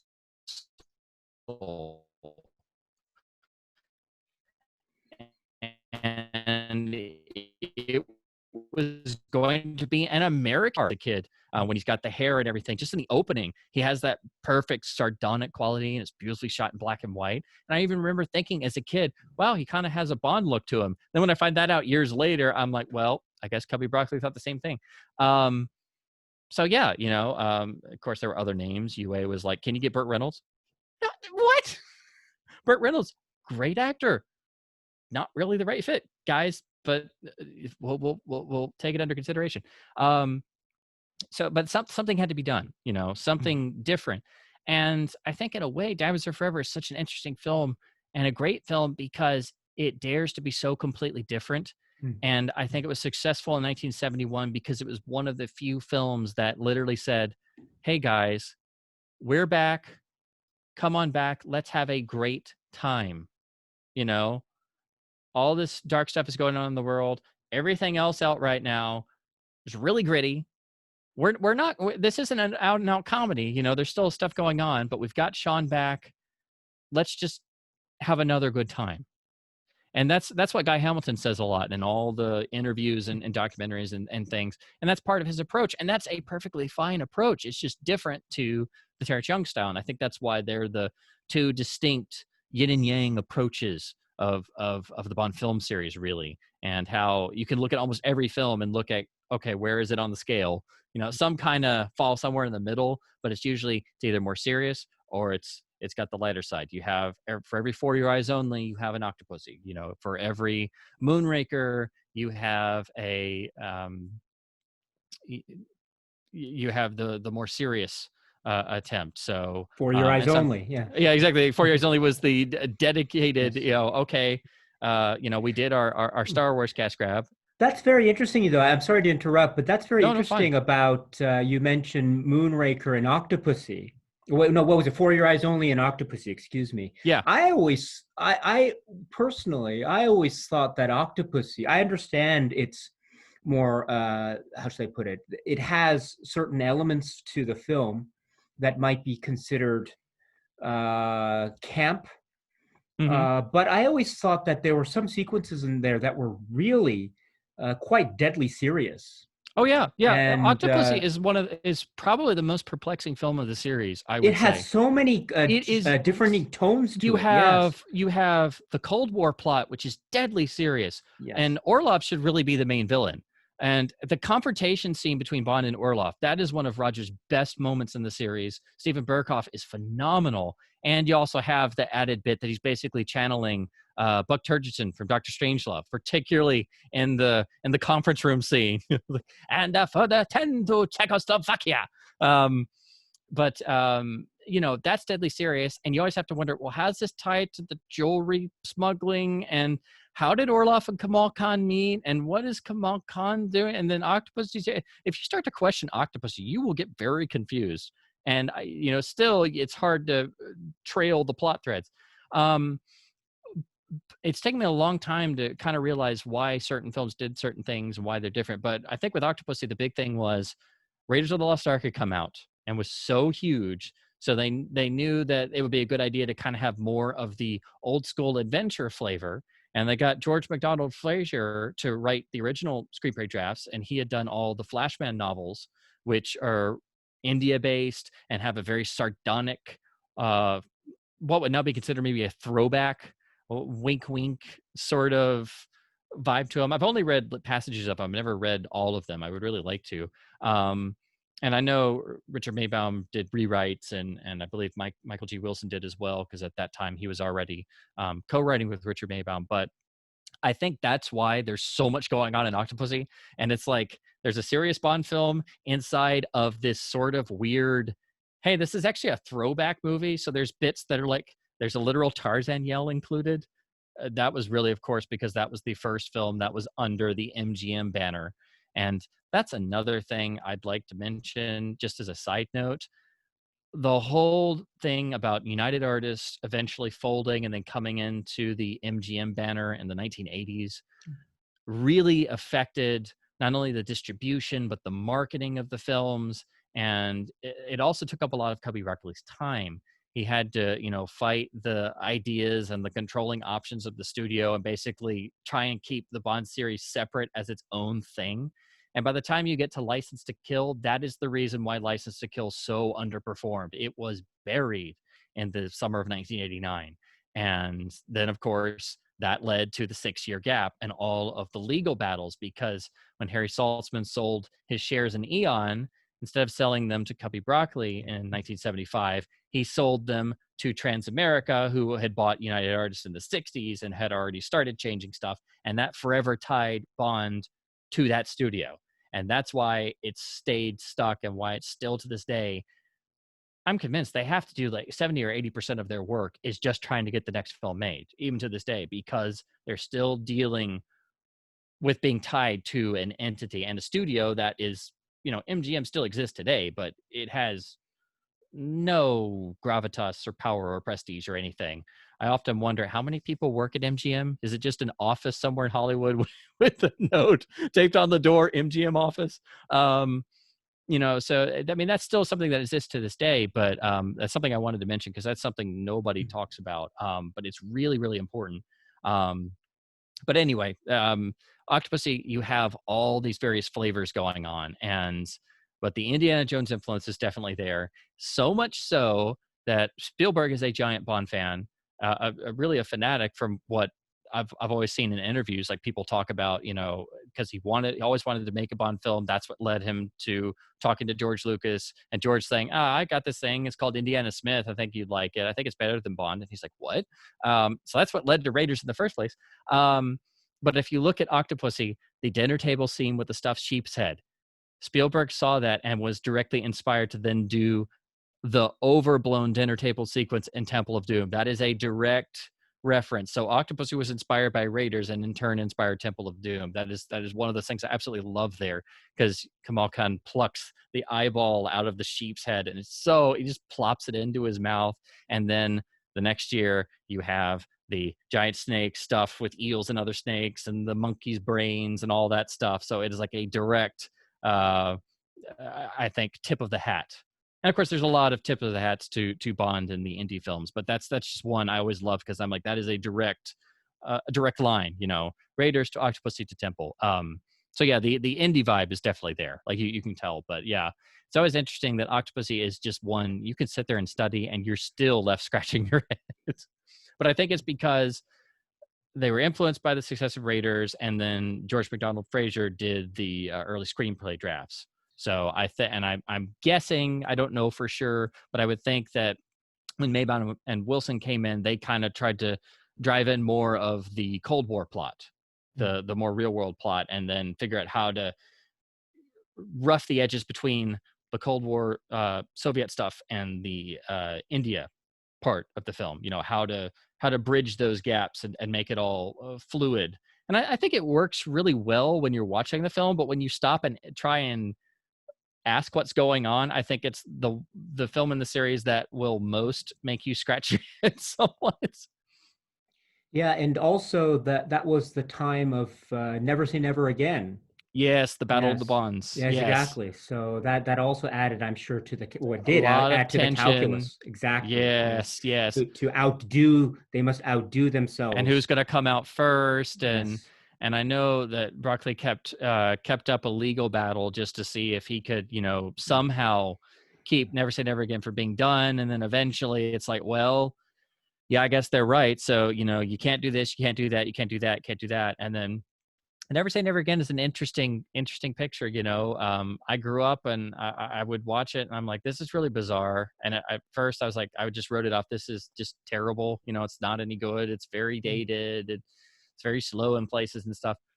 But then over time, I'm fascinated by certain portions of it.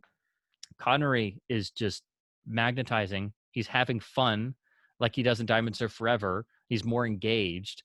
Klaus Maria Brandauer is phenomenal. The really fleshing out the villain, and then the confrontation scenes, particularly the domination scene, is the best scene in the film. And it's got really great effects for the time. The game looks really interesting, very painful to play, of course. And Bond also psychologically manipulates Largo there beautifully. Of course, the reaction shots of Kim Basinger leave something to be desired.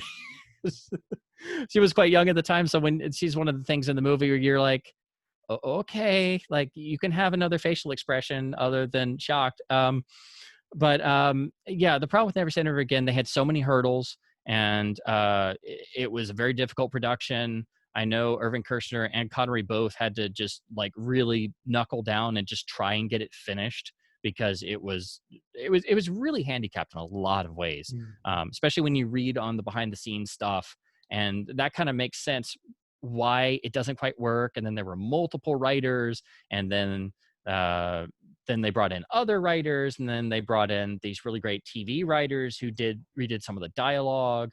And then a lot of what Connery signed on to do was ultimately not in the movie. So basically everybody kind of left disappointed, but there are some good pieces in there. But I kind of look at it as like what other people thought a Bond movie was, like say other producers, because there were other producers. It's like, this is what somebody else's idea of what a Bond movie is, but they don't quite get what a Bond movie is, if that makes any sense. So there's some great pieces in there, some great pokes at the official series, but it's nowhere near as strong of a film as Octopussy, because Octopussy works 100%. May have stuff in it you're not a fan of, but it works, and it is a good movie start to finish. Whereas Never Say Never Again is it's really patchy.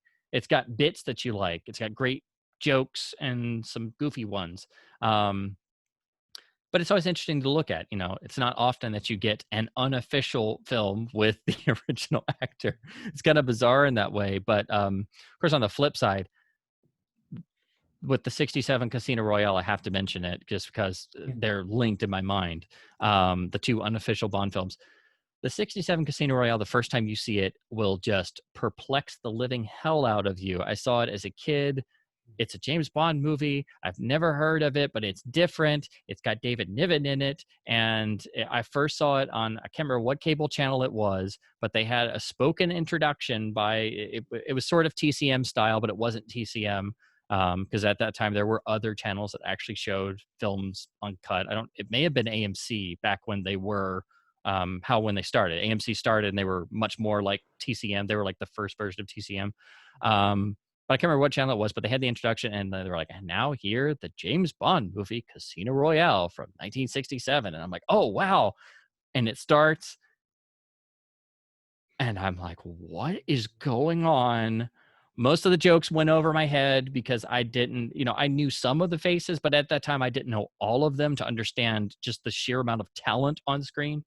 I didn't know the background. I didn't know the 5 directors thing. I didn't know all the uncredited writers. I didn't know about having to stitch the film together and having to figure out what to do once Peter Sellers just walked out, not even halfway through shooting it.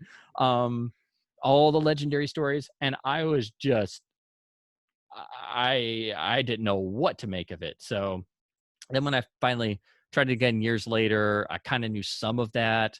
And then once I saw it about 3 or 4 times, something finally clicked, and I read more about the production, and I'm like, well, now it makes sense.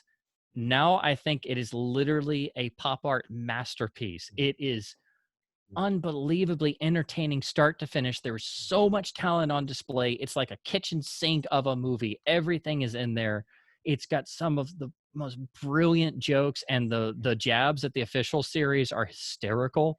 I especially love all the little touches, like the room full of women being painted gold. Like a window breaks and it cuts inside, and all the ladies run away, and they're all gold painted, and all these guys are standing around with the airbrushes, and I'm like, what? How much did that cost just to set up for like a single shot? But yeah, it's so inspired. It's like, honestly, I think the best way to describe it is if you took one of the Pink Panther films and you took all of the best bits and you just put them start to finish, and it ran for 2 hours. Like it's like a comedy grab bag of bits. Some are directed at Bond, some are about spies, there's the whole sequence in the where Mata Bond goes to Berlin, and it's a whole riff on German expressionism. Where'd that come from? It's beautiful. The sets are tilted. I mean, the production design, and then of course the Burt Bacharach score. Oh my God, that is one of the great film scores. It's one of the great recordings. That original Cold Gem stereo LP is like one of the best pieces of vinyl you can get. It is astonishingly well recorded. So yeah, it's an experience. It's not for everybody, but if you are into Bond or know anything about the 60s, or you like classic Hollywood and you'll recognize all these faces, I mean, it's just astonishing to behold. It people described, I think it was Stephen J. Rubin who described it as having plot holes you could drive an Aston Martin DB5 through, which is an understatement. I mean, Yes. my God, it breaks every rule of filmmaking. It literally, watch it, do the opposite of everything it does, and you'll have a good movie. Like, it's the rule book of what not to do, but it works somehow. It's just, oh my God, I wish more people would see it. And I love the other spoof films. I love the Flint films, but nothing comes close to that. And of course, it cost Columbia $17 million because the budget just ballooned, but they made their money back. So. Do you think that there might be a kind of reappraisal of that film? I don't know if it's happening yet. I really don't know what the pulse when is. like some critics talk about it, like the commentary on the DVD and Blu-ray, that it's John Cork and I think it's Steve Rubin as well. You know, they talk about all the stuff, and I think when people talk about it seriously, I think they at least know some about the production now. But I think it'll take getting more well known, because you know they never packaged them in with the official films. Now that they have the rights, they did it once on DVD. But I think if they did that when they, like, say, for example, the next one will be the 4K release of the series. If they ever were to package them in, or like when they put them on streaming services, if they make Casino Royale 67 and Never Say Never Again available that way, that'll make people curious, and it's there so they can watch it.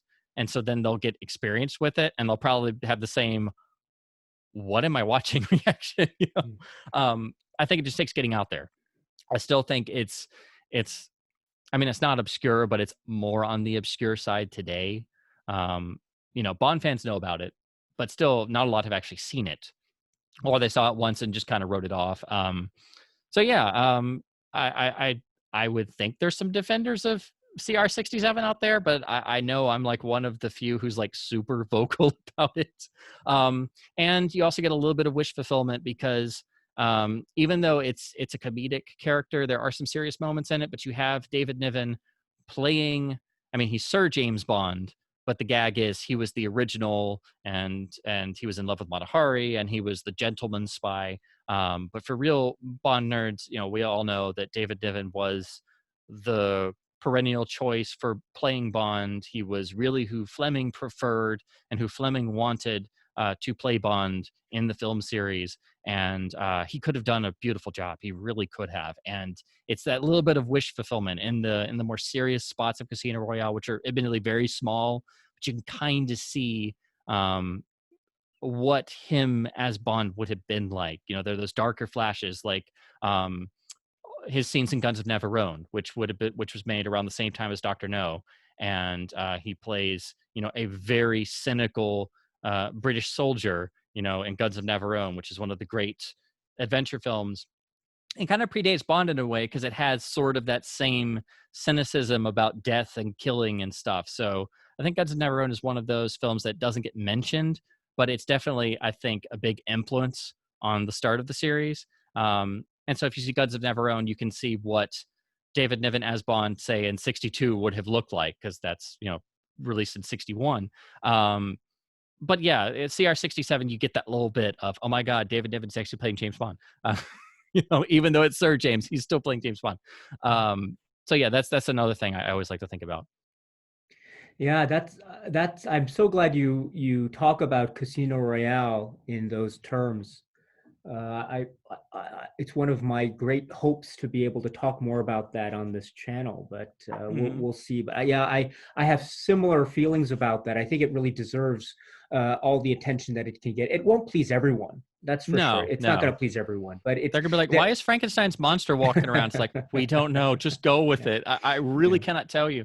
But I think they could sell it as being the inspiration for Austin Powers, which it is. That is literally, and I loved the concept of Austin Powers. I saw the first one. Actually, I saw all three of them theatrically, but I vividly remember in the first one, which obviously has jokes that are not intended for children. You have all the Mhm. toilet humor and stuff.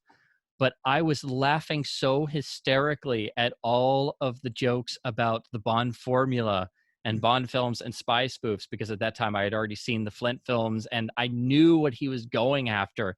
And I was the only person laughing. And when the obvious jokes came up, people laughed, and I was like, well, that's okay. But then, uh, throwing of the shoe, and I'm just like falling out of my seat, crying, laughing, and I'm like 7, and I'm the only one. Or the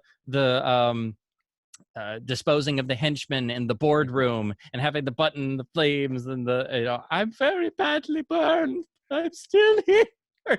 Just, oh, it killed me. And like my parents looked over and they were like, "What do you do?" And I'm like, "It's from because it's from Thunderball. He's not dead." And I'm like, yeah, I can see why the first one became a success on video, because the most people forget the first Austin Powers was not Yeah. a hit when it came out, but it became a hit once it hit video, and then the second and third one. But that's my problem with the Austin Powers series. They focus too much on toilet humor when the concept is so brilliant and you could have so much fun with it from a modern perspective. And there's more of that in the first film, which is why it's the strongest of the three. But I'm like, if I want to do that, I'm just going to watch Casino Royale 67, because it's super intelligent. And yeah, it's got some dumb, goofy jokes, but they're really good goofy jokes. There's some really great slapstick humor in there. There's some complete what is going on, like the ending with the SEALs and the parachuting Native Americans, all with 007 painted on their face. George Raft is there. Jean-Paul Belmondo shows up. But you get your money's worth.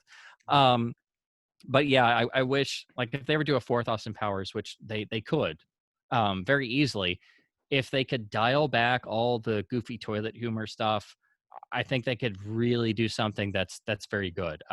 And every time I rewatch those, I'm like, I wish there was more of the intelligent jokes. Yeah, I wish it was more like Casino Royale. I have to admit. Mm.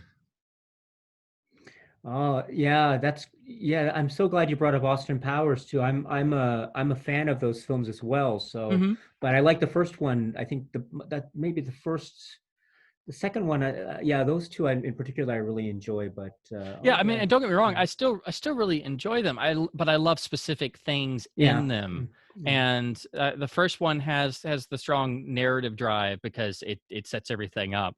But my favorite things are, of course, things that are intended specifically for Bond nerds. right, Like, of course, the bit in Spy Who Shagged Me towards the opening, where they basically do a riff on Bond and Fiona when Fiona gets yeah, killed, shot in the back, but then she doesn't die. yeah. You'll never stop me, powers. It's drawn out perfectly to hit that ridiculous note, and it's just like and then of course bringing in Michael Caine for Goldmember Yeah. is just oh I could there should just be a whole Nigel Powers 2 hour spinoff of just there's a meta level there too, because of course the Harry Palmer influence, and I am just an unbelievably huge fan of the Harry Palmer Yeah. series. The Ipcris File is one of my favorite films of all time, near and dear to my heart. And Michael Caine's one of my favorite actors of all time, easily. But yeah, that whole aspect was just yeah. It's not the size, son. It's how you use it. Just then you could do it with a wink and a smile, and that's what Austin Powers needed more of, was was a wink and a smile, and you don't have to go for fart jokes, which there's nothing wrong with that, but it's also it's not on the same level of it's kind of hard to describe it. Basically, it's like, yes, you can have goofy jokes, but you need more. You need more dramatic meat to the story, and you need some more intelligent stuff to go on, because otherwise it's just a collection of goofy jokes for 2 hours. Oh, that's a great way to describe it, my friend. Yeah, it's there needs to be a kind of balance for that. So, But let's see. I think let's see. Maybe we have to start winding down. Yeah, I don't even know how But long we've been going. yeah, no, this is great. This is great. I think what I'd like to do, because there are so many questions that I still wanted to ask you. We didn't get a Mhm, chance, for example, to talk about some of the theme songs or some of the acting mhm. moments. We didn't go in. I wanted to ask you about Sean Connery or maybe some aspects of Roger Moore or Timothy Dalton. We didn't even talk about Timothy Dalton as Yeah. much as Oh gosh. so. Well, I guess maybe the easiest thing would be like I know they do this on some podcasts, but like a speed round type idea where like you go through some of these questions and like I like try to give like a more streamlined answer without being super long winded. okay, so here let me end with just a few, and then how Yeah. about Yeah. we? Sure. I would like you to come back and Hmm. we can continue this conversation because there are some many more things I want to ask you. This has been so fun. But Absolutely. just a few maybe last maybe a speed round question. So Hmm. favorite, let's see, what are your favorite acting moments in the films? Give me two or Oh three. wow. Um. Gosh, there's so many. Um. And moments, like specific moments. Yeah, specific moments. I guess it'd be easiest to do like briefly, like one for each actor, Sure, probably. sure. Just like because I could. This is not ranked or ordered. This is just like specific ones that I couldn't live without. And you can Um, change your mind tomorrow, yeah, but just oh yeah, yeah, those yeah, ones that yeah. come to you right now. Easy right off the top of my head. You look at Connery and Doctor No in the airport scene, for example, when he calls Government House and he finds out that Mr. Jones was not sent by Government House, and then says that beautiful line, and he's staring outside the window, and there's a long shot where he sees the photographer go over, and he knows they're in cahoots, and he's putting this together because, and Doctor No, he is a pure detective, and really that is the most full force Bond performance you get in terms of the character as written. I mean, he is practically unstoppable. I mean, he's still human, don't get me wrong, but he is hard, cold, focused. And then when he has that line, oh, and forgive me if I'm a few minutes late, and is staring right through there without moving his head, and you can just see the grin. That's just that, and then of course that's eventually capped by the topper, as Terrence Young always put it. They came up of Sergeant, make sure he doesn't get away. So I would say that, and Oh, let me just add before you go on. I also yeah, let yeah. me add on that moment. I love the moment prior to that where we get the crash of the James Bond theme, just as Yes. Felix Leiter is trying to fiddle with his Yes, newspaper. I Peter love Hunt that moment. loved Yes, doing that. Yeah, he that's such a drove John great Barry moment. crazy. He would always put the theme in there, and Barry would be like, "I wrote Uh, music for it. You always put that damn theme in there." And that's why On Her Majesty's Secret Service is the yeah, last time, yeah, because Peter Hunt directed and puts it in the Peace Gloria battle, yes, that's right. and then also put it in the Little Nelly battle, because of course he edited You Only Live Twice. But that being Yes, in the yes, films consistently, it's like that's the theme. You know it yes, because it's in the movie. yes. But I'd also point out, I mean, I could point to all of Doctor No. I mean, it's such a brilliant performance. But I'm sorry. I Yeah. would So go also ahead. point So the out next one. Yes. the whole scene in Miss Taro's apartment. Oh my God, in the little cottage. Um, from the point he gets there, forgive me, I thought I was invited here to admire the view, and you see that he knows that he's just playing her, and he's just trying to get to who her controller is, and then the fact that they actually, you know, go to the bedroom, and then there's an extra element of danger there, because it's like, I see you believe in living dangerously. And you see he's wrapped the little towel around his hands like a garrote. And you're like, what is he going to do? Is he going to kill her? He knows that, it's like, whoa, this is, and then she's like, starts to get on edge. She's like, oh my God, have I been found out? Have I been found out? And then, uh, your hair up like that, you'll catch pneumonia. And then she actually like laughs. It breaks the tension. And then of course that leads into them, getting together.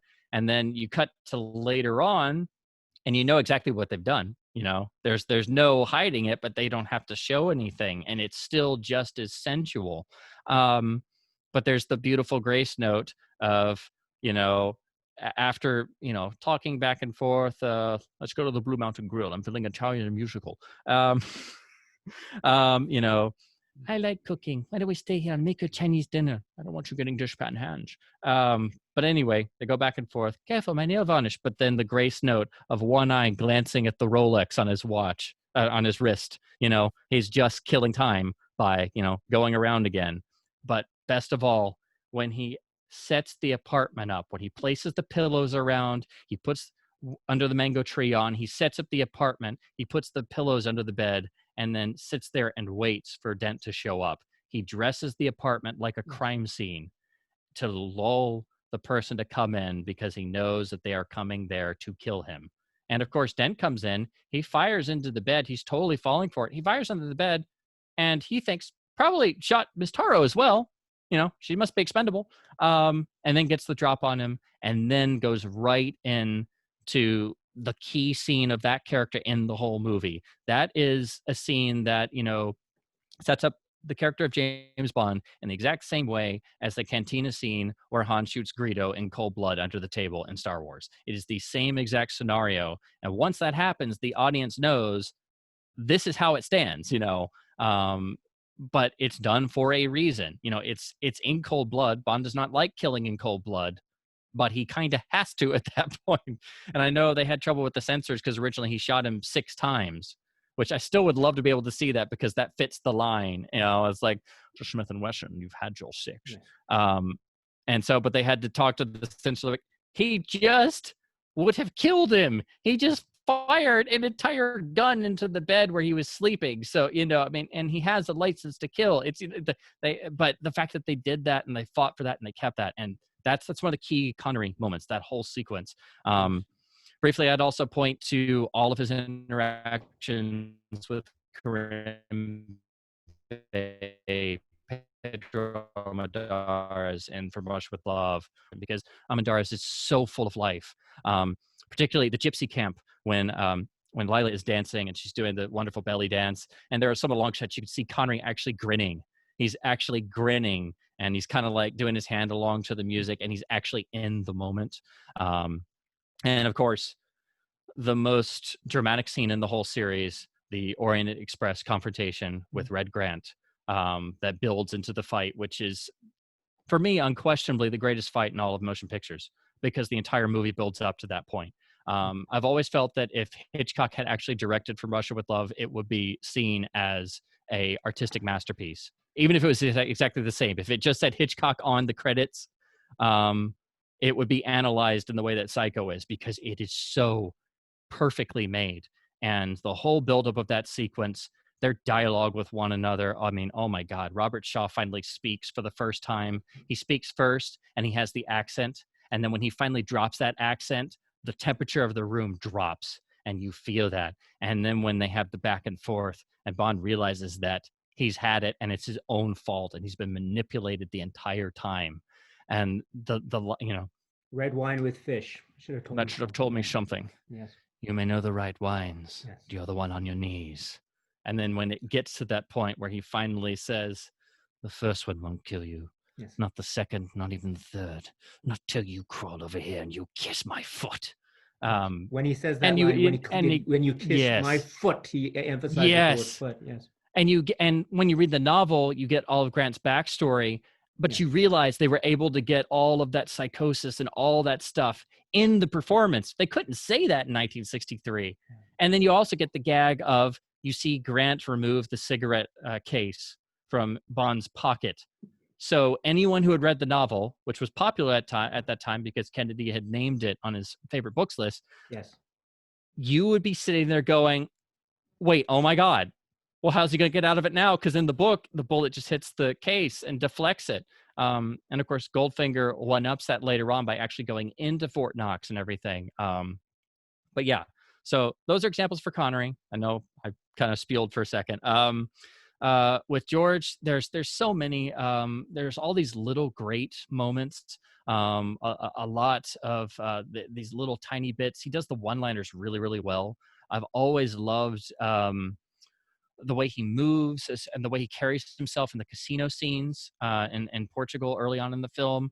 I've always loved the bit after the fight with I never know how you say it, if it's Che Che or Chi Chi, Draco's henchman in the hotel room where they smash the whole thing, and then he gets the caviar, puts it on, and he's straightening his tux and the ruffled shirt, and then just Royal Beluga, north of the Caspian, just like and the way he has this bemused look sometimes, because of course at that point in the books Bond was older and he was already contemplating what he does for his life in the book, particularly the opening where Fleming flashes back to his childhood briefly, and he's emotionally complex, particularly in that novel, and that dovetails perfectly by making it the one time where Bond finds an actual love in his life. And it's exactly at the right time he finds the ultimate bird with a wing down, as Fleming liked to say, because at that point he's really at a sort of precipice in his outlook on life and what he does for a living. But I love it when, Blofeld confronts him. His brake cover has been exposed. Blofeld breaks the glasses, talks about his plan, and then George just sits back. So, how many millions are you asking for this time, Blofeld? And he's sort of just like kind of bemused. It's this wonderful quality that nobody else has that exact same bit of. And of course, the fight scenes are ferocious because he just threw himself into it. So yeah, it's that quality and that he's there and that Peter Hunt was able to get that out of him. And, when he's in despair, he's really in despair. So when he's trying to get away at the ice rink, which is one of those just magic moments when Tracy just appears out of nowhere, like a literal angel, where, when he finally sits down on that bench, they're closing in on him. There's no way out. He is completely down and out and lost, and he pulls the lapel of his coat up, and he's freezing, and you can see he's beaten and exhausted. So yeah, it's stuff like that. Do you know how Christmas trees are grown? Yes. Yes. I'm sorry. Yes, and so and no, then no. And then with Roger, yes, there's please. so many, and he always was so self-deprecating, and so warm and generous, but that kind of does him a disservice in a way, because he would always be so quick to say, oh, everybody always says it's a matter of raising the left eyebrow, raising the right eyebrow, or sometimes both. It's like, yes, that's a great witticism, but he did so much more. He was such a brilliant actor, and yes, while it was a different approach, I kind of make the argument every actor plays it differently in each film. Each film is a little bit different. They're a little bit older. The directors change, the screenwriters change, the tone of the film change. So they don't just come in and punch a time card, do the same thing over and over and over again. So Roger has great dramatic moments. His first two films, there's a seeming drive to make them harder edged. And Roger himself, and a lot of people complain about when he interrogates Andrea Anders in The Man with the Golden Gun, and Bond twists her arm and kind of physically threatens her a little bit, and you can kind of feel this sort of tension there. And it seems like there was a certain directive to make sure there were bits that were more like what people expected from Sean. And even Tom Mankiewicz talks about how you have to write for them differently, and it kind of took them a little while to figure out how exactly to do that. And so Roger always talked about growing into the role by The Spy Who Loved Me. By that time, they kind of figured out everything they wanted to do, and he figured out what he wanted to do specifically. But I do like to point out his first two performances, because I think a lot of people will then undervalue them because of that kind of stuff, which is true. But if I had to pick, it's not just because it's my favorite movie, but my favorite performance of his is Live and Let Die, because you have a distinctive different touch, but it's not fully light, and he has these really great moments, like for example, when he confronts Rosie after they've made love in the jungles of Kanenga's island of San Monique. I mean, when he comes out and literally confronts her and says, you do know what the Queen of Cups means in an upside down position. A deceitful, perverse woman, a liar, a cheat. I'd like some answers now. And then she says, see, you don't understand. They'll kill me if I do. He pulls the PPK right to her face, and I'll kill you if you don't. And right there, cold as ice, exactly as Bond would be. And Nobody brings that up. They're just like, oh, Roger Moore, he's light. He just raises an eyebrow. And that's a And great he moment manipulates too. Yeah. solitaire as Yeah. well. And, you know, they could easily get away once they get go to get off of San Monique after the bus chase. Yeah. And he has that dialogue scene with Quarrel where he coldly calculates, you know, Quarrel Jr. says, you know, Tampa is closer. You know, Hamilton was killed in New Orleans, so there must be a connection. Besides, this is a very valuable piece of merchandise we're carrying. With any event they'll want back. You know, it's like he's calculating, you know? You know, he obviously cares for her and to some extent by that point, you know, which is right out of the novel. But, you know, he is a bit of a bastard, as the character is supposed to be. And that's also there in The Man with the Golden Gun. And particularly in that film, he looks like he is having a really bad day. Bond seems pissed off the whole movie because, and I think it's because he's on an assignment to recover the Solex, and all of a sudden, a gold bullet arrives at MI6, and he has to look over his shoulder because the greatest assassin in the world apparently wants to kill him, and nobody knows what he looks like. So Bond is like, well, I got to go find him first, and I'm really freaking pissed off that I got to go do this. And though, if you look at it very closely, Roger seems like he's pissed off. You know, Bond seems pissed. He's very mad. He's very direct because he's like, I got to get to this guy first. So he goes to Lazar and literally threatens to shoot him in the groin. Speak now, forever hold your peace. I mean, that's a brilliant scene. It's really dark. The witticisms are hysterically funny, but it's dark. You know, you could picture Connery doing that very easily, but Roger gives it a certain different touch that helps it play. You know, it doesn't seem too much. It doesn't seem off key. So Roger did have darker sides, and he could be serious. And For Your Eyes Only, you know, he's spot on the whole picture. But specifically, you know, when it comes to the dramatic moments, like I said before, when he confronts Orlov about Orlov's plan, and you see Bond literally realize the full extent of what Orlov is trying to do because he's just seen them put an atomic bomb on a train headed for a U.S. Air Force base, and you see it in Roger's face, and he literally says, "My God, of course." And then he realizes that he's dealing with a complete madman, and he gets this venom in his voice, you know, and it doesn't matter a damn to you how many people will be killed in this so-called accident of yours, you know. And then to cap it all off, he has that brilliant playing of the last side of that scene, and he's got him at gunpoint, he's got him dead to rights, and he's under a ticking clock. And then finally, that after getting literally emotional for that moment, then he just says, "All right, General, on your feet. You're going to stop that train." You know, it's just like nobody else could have done it in that way. Sure, he could wink at the audience. He could be in on the joke with the audience, but he was also a consummate professional, and I feel he is so underrated and undervalued because people are so quick to say, "Oh, he was too light. Oh, the films were too light. Oh, Moonraker, you have a gondola in Venice Square." Yeah, but the first half of it's dead serious. He's almost killed in the centrifuge, which is a brilliant scene. Corinne is horribly murdered by a pack of dogs right after the great scene between Bond and Drax. You know, "You missed, Mr. Bond." "Did I?" "As you said, such good sport." And the thing is, Connery could not have done that in that same way. They would have had to have written the scene differently. But Roger could do that, and he could tiptoe between the light and the dark in a way that nobody else really could. And I just hate that he's so undervalued, and people are so quick to say, "Oh, he's too light," or the film they point out particular films. If you look at A View to a Kill, it's a super dark tone. You can very easily picture Dalton doing it instead of Roger, and a lot of people make the argument that he should have, that Roger stayed on for a film too long.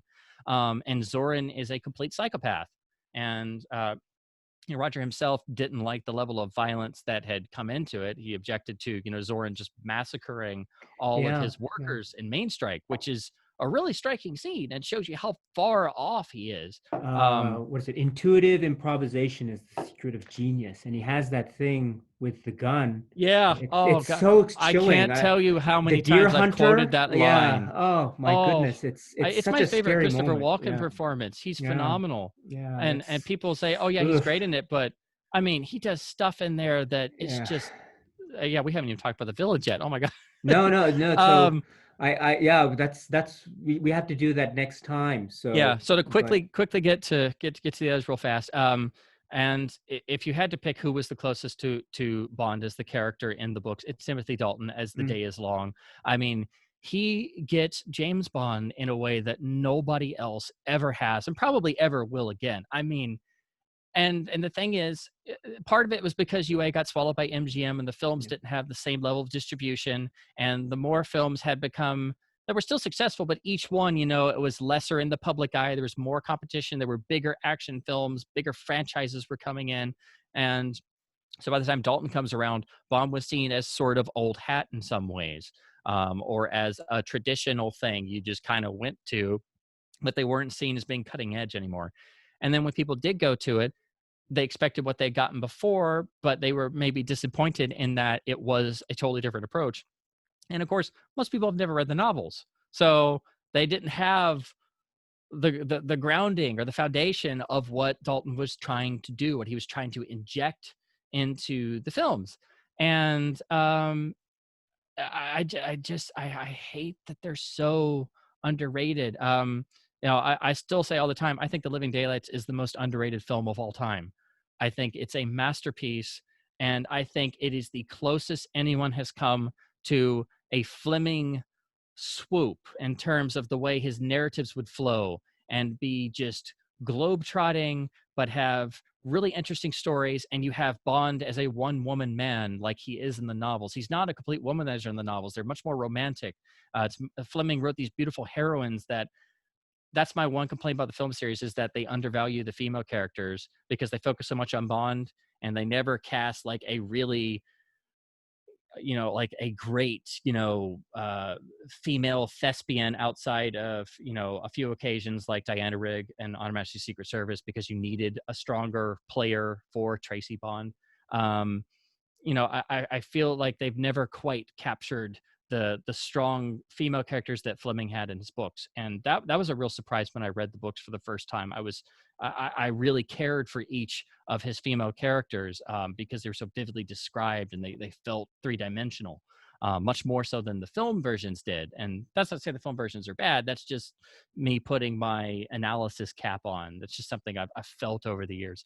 I feel like The Living Daylights is the one film that comes closest to the spirit of Fleming, um, of the later films. Like, it is just, and it's much more realistic. And people are always like, well, the villains aren't, like all the great villains. They're too worldly. They're too realistic. Well, what's great about The Living Daylights is it lets you have your cake and eat it too. It's a realistic, grounded, serious spy drama that has a gadget-laden Aston Martin, yeah, that has some quips and one-liners, that yeah, has some great set pieces. So it allows you to have some of the Bond formula and have a more grounded story.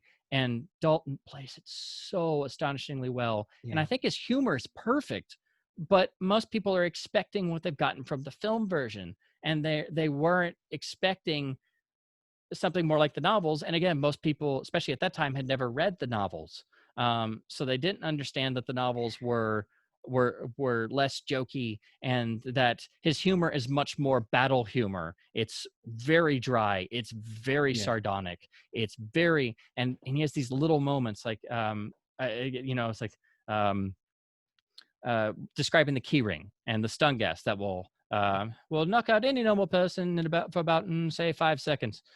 You don't meet too many. You don't meet too many normal people in this business yes, queue. yes, What do I do to blow up a room? Whistle "God Save the Queen." It's like, it's little things like that. He feels the most like an intelligence officer. He has his own qualms. He has his own man. He openly defies his superior, and yes, yes, literally saves the day because he follows his own instincts. But he's right. an actual experienced field officer, which is one of my major problems with the Craig area, because the Craig characterization seems to just kind of rove around the world and cause havoc, and then just calls MI6 on the phone and says, "What do I do now?" It's like, no, Bond is his own man, and I think Dalton gets that more than anybody else did. But There's a it's, great again, moment. There's a great moment in Living Daylights. I didn't speak about it before, but it's such a subtle moment where Koskov is debriefing about Are you going Smionam. to say the exact same thing I was already thinking of to say? I don't know, Is it but the it's the moment moment when when he Tim smokes blows the the smoke? smoke. Yes, yes, Yes, he and is it's yes, directly doing it yes, at, yes, this is preposterous. I can't believe yes, this yes, crap he is spouting. And he's just so like, piss off, and it's which is, of course, what he says wordless, in License to Kill. and it's Yes, wordless. He doesn't use, and it's all everybody gesture. misses that. All Yes, the critics missed yes, it back in the day. They miss all those grace notes. And when you yeah, hear the crew commentary on the DVD, they even talk about the Pushkin hotel scene when Tim comes in and he has the PPK and the silencer is on it. I mean, people are going to die. He is deadly serious. He is in the moment. There had never been anything as pure as that. yeah, And it's there from the pre-title sequence on. The pre-title sequence is amazing, and you get the delay, the build up to the face reveal, and then when he takes off running, I mean, he's two-fisting it, and then he jumps on the Jeep and is grabbing it with bare hands, and it's actually him on the Jeep on the winding Gibraltar Road. He does it himself, and he's just like in the moment. yeah, And he's that way the whole time. He's physically there, but he's committed. And again, I think it's beautiful that there's an actual romance there. That is right out of Fleming, and the ending is just beautifully done. It's the only film in the series that ends in that exact way that some of the Fleming books do, because they didn't all end this way, but it's the perfect end note. And I've always been a fan. They don't really do this anymore, but I've always been a fan when they would pick the specific freeze frames to put the James Bond will return and the Eon production credit on at the end. Oh, They you would mean roll the titles, and yeah, then they would pick a the vodka specific frame. martinis, right? Yeah, yeah, And it's the two martinis side by side, yeah. and a shaker and a rose. And that's when the beautiful, totally underrated Pretenders theme that John Barry wrote, If There Was a Man, comes in, and you've heard it sprinkled in throughout, and it's the romance theme, and then it comes in. It's so perfectly orchestrated thematically. Didn't think I'd miss this performance, did you? It's just, it gets me every time. It's so intrinsically perfect. It hits all the right notes. It's so well done. And I'm like, that's the kind of stuff that I feel is missing from today.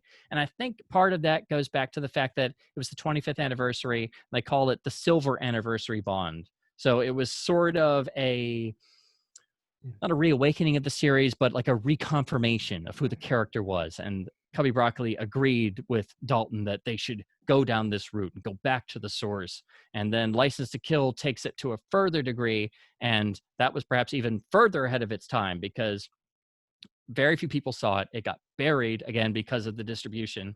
Their budget got cut. They had to shoot it in Mexico. They had all these production hurdles, but it is a brisk, dark, way out there movie. It's really an experiment. It's like taking the Bond formula, going off the rails, and people say, oh, it's too Miami Vice. Oh, it's too much Lethal Weapon. It's like a Die Hard movie. It's like, it's James Bond, Miami Vice, which I can And understand that. Yeah. Yes, exactly. I can totally understand that. But the fact is, it's still more than that. It's not just about this window dressing. They don't all go around in neon colored blazers and, Bond kills them off one by one. Then it would be, all about the window dressing. But that risk is what makes it. And, when I was a kid, I didn't like it as much because it felt so different. And it was I didn't mind that it was super dark, but it always just felt so jarringly different. But then once I kind of realized, they were trying to be different, and they also had all these production hurdles to get over. It was like they took that and they ran with it. And so it's still a Bond movie through and through, but you get to see him in all these different scenarios, and you get to see him, he literally throws away his entire career and his livelihood, and it's a mission of personal revenge. Sure. And he is literally acting on his own instincts. There is no safety net. So it's really weird at first, Bond going into a bar and ordering a Budweiser. Like, what? This is weird. But then you get why. Another thing that threw me, I always got thrown his hairdo. And when he first meets Sanchez in the casino, that slicked back hair and the cummerbund, it was just so weird. I could never get used to it. And then finally one day I realized, Bond is playing a character.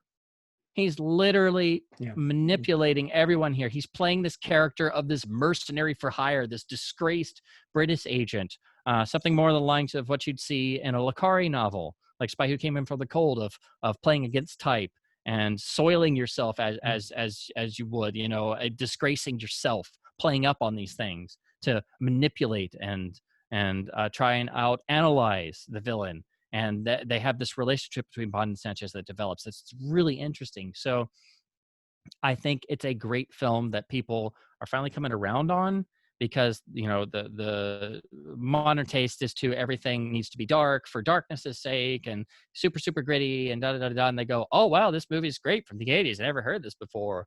Da-da-da-da-da. Well, it's always been great. I'm glad that people kind of discovered it now, but now they kind of skip over the living daylights because it's not in your face, super dark. And I think they really miss out. And the more I think about it, I think as big of a shame that we didn't get Peter Hunt, Diamonds Are Forever with George Lazenby, I think it's an even bigger shame that we never got the third Dalton film.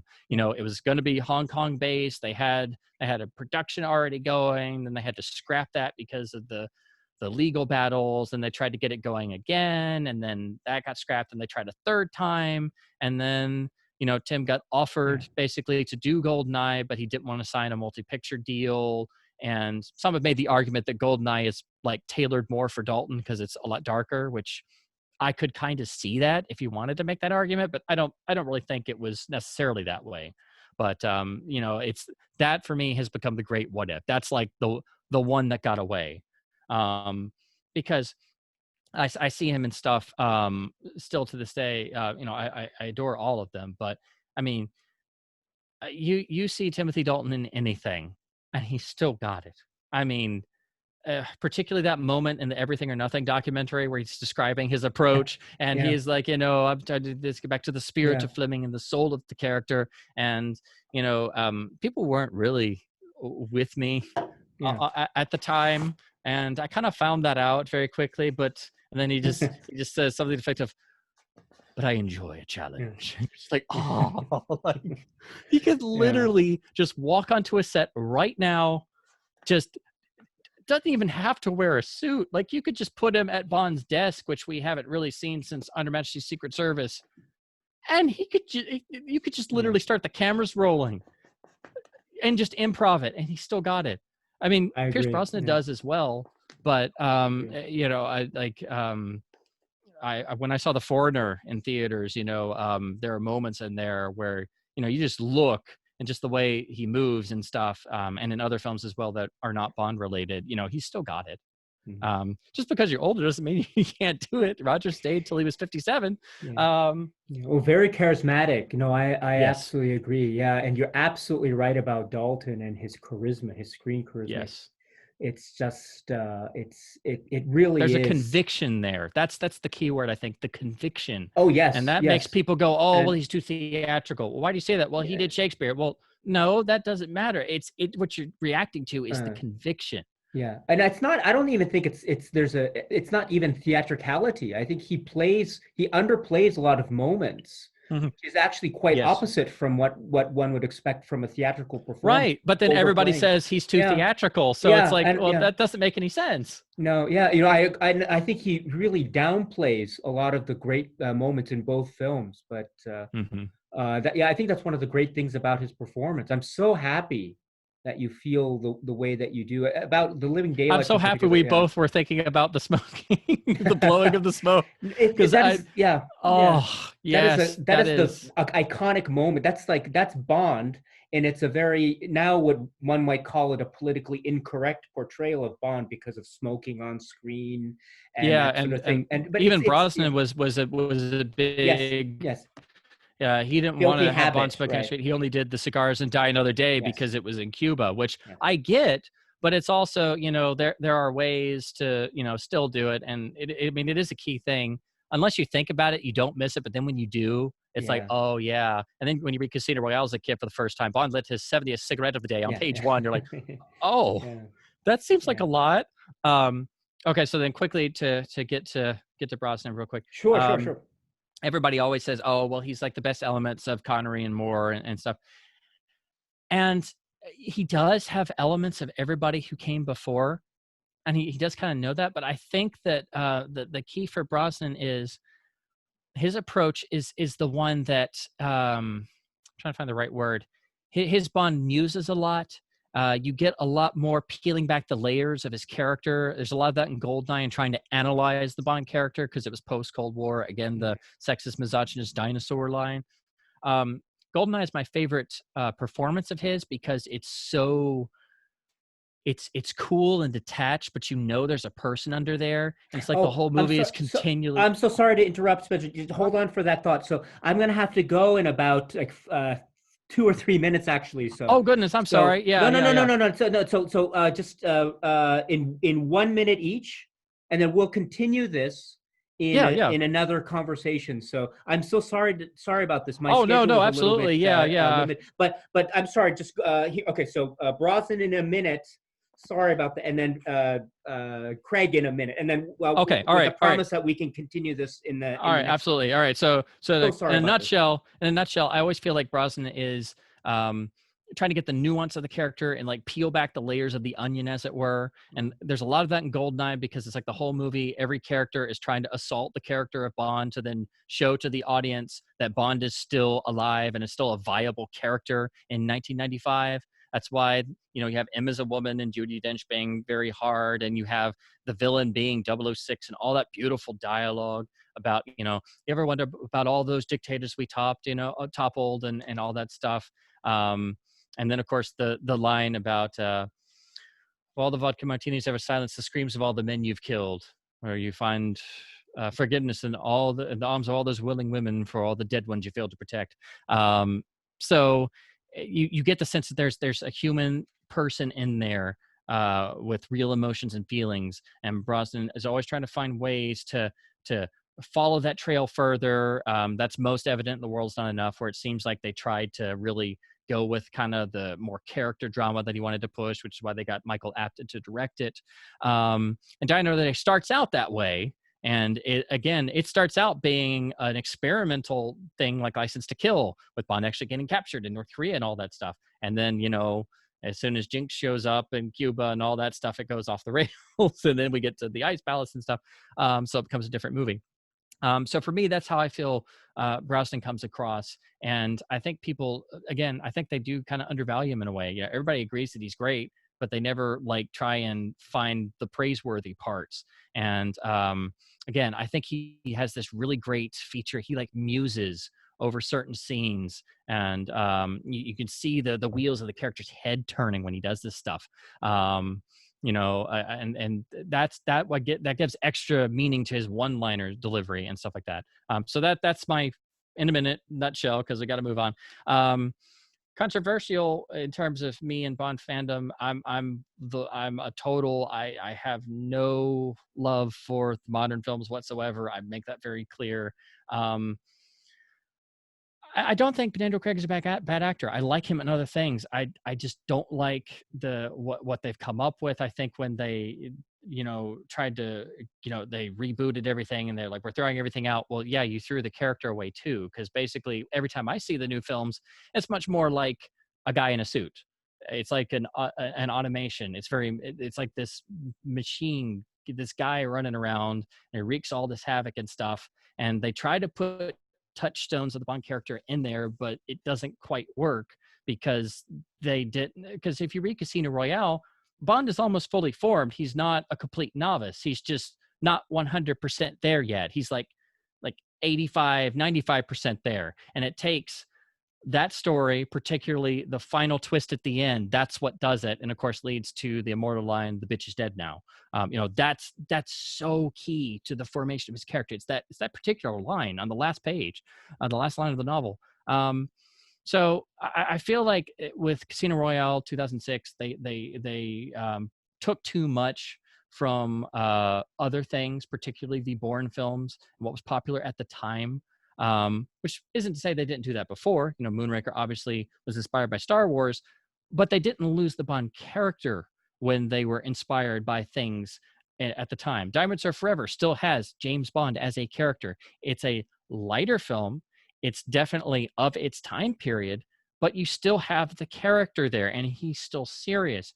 And um, I admit I have a lot of baggage. I have a lot of prior experience and stuff, but every time I come to one of these, it's just a very painful experience for me, because I can't connect to them. I just don't feel like they're the character, and I don't mind different interpretations, but I feel like you could just change the name, it would play the same way, if that makes any sense. And again, I know I'm in the minority on this, but I do feel if they keep along this along this path, that eventually people will start to distance themselves, because it's not exactly the James Bond film franchise. And that's not to say to keep doing the same thing over and over again and to strictly adhere to the formula, but just from my own experience, when I come out of the theater after every new Craig film, there's not a lot of people coming out elated. I've heard people actually say, they were disappointed, or it was too different, or and that of course makes people think of, Dalton not being accepted. And there's a lot of internet articles now that say, oh, well, Timothy Dalton did everything Craig is doing now, but in the 80s. And I'm like, well, yes, in a way, but he also had a very vivid reading of the character. And that's what made this film so great. And I don't think they have that now. And particularly, I think it shows in Spectre when they finally bring back Blofeld, and it just doesn't work. They try to bring back all these classic elements, and it does not work. It's just there. And now with this new one, I kind of have No Time to Die. I don't know what direction they're going in, because everybody seems to always go and talk about Casino Royale and Skyfall, and they always say, they try to forget Quantum of Solace, and they don't talk about Spectre very much, and they just talk about those two as being pretty good and successful, and the others just kind of didn't work. So I think it's interesting. I think we're in an interesting time period for the series and the character.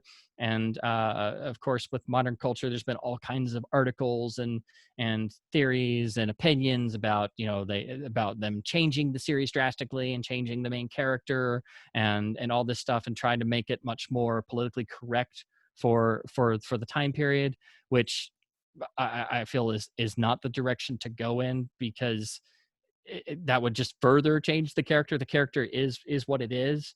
You can do things to make it fit in better with the time, just like the Dalton era have focusing more on a single female character, primarily due to the AIDS crisis. That was a definite decision on the producer's part to better reflect the time period. I think it actually served the films better, but that was the reason why they did it. So I think they need to get back to the original spirit of the character in there, whether they go in a dark tone or a light tone. I have such difficulty with the new films for a lot of different reasons. I just feel they've lost a lot of the identity of the series. And again, I know I may be biased. I try to go into every one with an open mind. I go in opening week every time. But I'll admit, I saw Casino Royale 2006, and I felt like a little piece of me died in the theater seeing it. I mean, I will admit that wholeheartedly. But again, that's just me. Like I know, and that's not to say there's not good things in them. There are things that I like, and actually, if I had to choose one, that if I have had to force myself to watch one of them, it would probably actually be Quantum of Solace, because it's risky, it's shorter, it's got a faster pace, like the original Peter Hunt editing style, which is something the series has long since needed to get back to.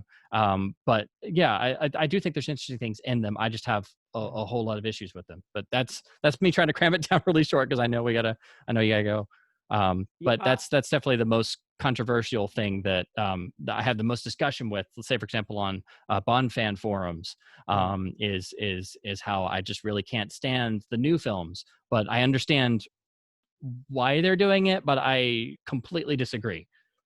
If that makes any sense. No, it does. And let's continue this in another Yeah, conversation if you yeah, don't absolutely. mind. But you just to say, I I haven't spoken a lot about the Daniel Craig Bond films here. I'm a big fan of Yeah, Casino Royale. I know you've mentioned it in some of Yes, the other streams, and I'm yeah.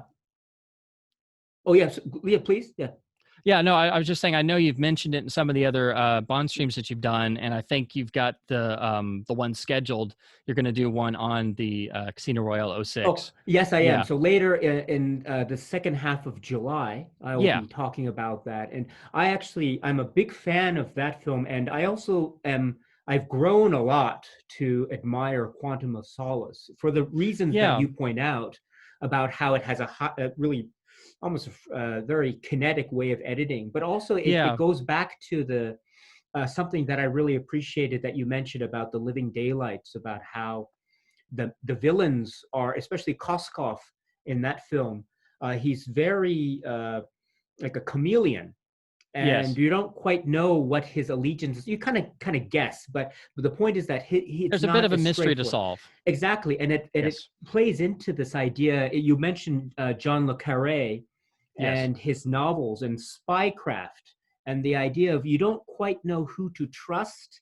yes. And Of the Craig films, Quantum of Solace is yes, the one that has the most, and that's why I didn't think it was good. I knew it had a lot of problems, yeah, yeah. but that is the one. There are little bits like Bond actually Mathis, gets yeah. drunk, dumping Yeah, Mathis's body in the yeah, dumpster. Even yeah, though it's Mathis, who's a great character from the novels, they've never really done in the films. I was like, that's a great spy moment. You have no yeah, other choice, and yeah, it's like, farewell, friend. I got to throw your corpse in a dumpster. Like it's exactly. like Yeah. that's the type of grittiness that should be in a spy story without having to overwhelm on the, oh, everything's got to be dark because people like the Dark Knight and that was dark, that whole thing that we're kind of stuck in this rut. Mm. In terms of films, everything's got to be dark because they think studios think that's the popular thing to go for dark's sake. But yeah, just to get in there real quick, last thing. I think the thing people respond to most about Casino Royale 2006 was that it had the most energy that the series had had in a while. Because GoldenEye was a big relaunch, but then the next Brosnan films, they were all successful. They all did well. They all got pretty well reviewed. People forget Die Another Day was pretty well received when it first came out. I mean, I saw it in the theater 3 or 4 times, uh, and it's got good stuff in it. But it took a while for it to get the massive backlash. But Casino Royale 2006 is the first film in a long while that has like, oh, new stuff is happening. Oh, there's all this drive narratively and da da da da da da, and you don't know exactly what's going to happen because there's no framework and it's all new. And I think people responded to that because there hadn't been that for a while. That's there in License to Kill because it's such an experiment. But of course, even by 2006, a lot of people were still not super aware of License to Kill. And in fact, 2006 was the Mm. first time the uncut version got released on DVD, Mm. and the Ultimate Edition series. So I think that's what people respond to. And of course, again, most people haven't read the books. So the bits of Casino Royale, the book that are in there, people are like, oh, wow, this woman was actually this and she did this. And oh, wow, that's human. I can respond to that. Whereas before, people are always like, oh, yeah, the books are serious, but the movies are great because they're fun. And they didn't want the novels, but now they seem to want the novels, but the films really don't even do those now. Like they say that they do, but they don't. There are pieces of Casino Royale, the book, and Casino Royale 2006, but then it does its own thing, and it goes on too long. It has several different climaxes, and it's slightly longer than Under Majesty's Secret Service for no reason. That's another problem I have with it, that I think it goes on too long. And I could go into a laundry list of stuff, and that's not to nitpick or just hate on something, but Mm. again, if I get going, I can really get going. Right. Well, I guess I would say that even I always saw, and I guess we'll have to end here. I'm very sorry about this, but Oh I no, guess no, you're I fine. always saw of Casino Royale, the film, with relation to the book. I always saw it as being actually I mean it incorporates a lot of other elements, as you so rightly Yes. put, in terms of the action sequences. It's sort of cushioned. They're meant, and with the plane and with the whole thing at the Yeah, it's beginning, got the and yeah, framework of the yeah, novel in it's there. and even they changed the makeup Yeah, of the but then game they it's itself. like Yeah, yeah, yeah. if the framework was a chart it's like it goes fine for a while, and then it just deviates here, and then but then it goes back, but it's not the novel framework then, but it's not exactly the same, and then I just felt like it kept deviating so much. Oh, And then, I mean, I totally get having the new sequences and then updating everything. That makes perfect sense because, you know, for a while they rumored that Brosnan was going to make a Casino Royale version, yeah. and that may have been his fifth Yeah, film. yeah. So I get all that, but I felt like the writing was just disjointed, and you know, just, and then of course they brought in Paul Haggis late on, and he rewrote a lot of stuff, Sure, and then it just sure. kept going and going, and I was just sitting in the theater, and I'm like, what am I experiencing Mm. right now? Like, I can't get a handle on this. And again, that may be some of my own personal hangups and stuff, but trust me, I've thought about this stuff endlessly, and I try to rewatch the Craig films every once in a while, but it is a very hard experience for me to do. I will admit. So I Mm. don't, I very infrequently do. But I still will praise the good things in them. There are good things in them, for sure. And I think also the structure. You point to the structure of the film, and I don't want to go into too much detail about it, but I think the structure, it feels like two separate films.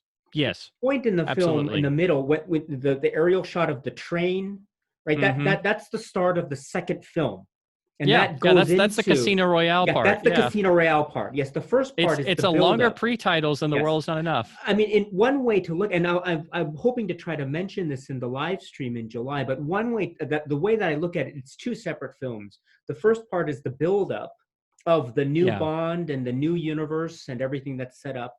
The And first act feels yeah, like a whole movie. The it second act does. feels like Yes. a whole movie, and Yeah. then it's got like 5 climaxes. So it goes on for 140 some odd minutes. Yeah, It does I have, think yeah, that. Yeah, it does have that feel, but I think that's part of the, how should I put it?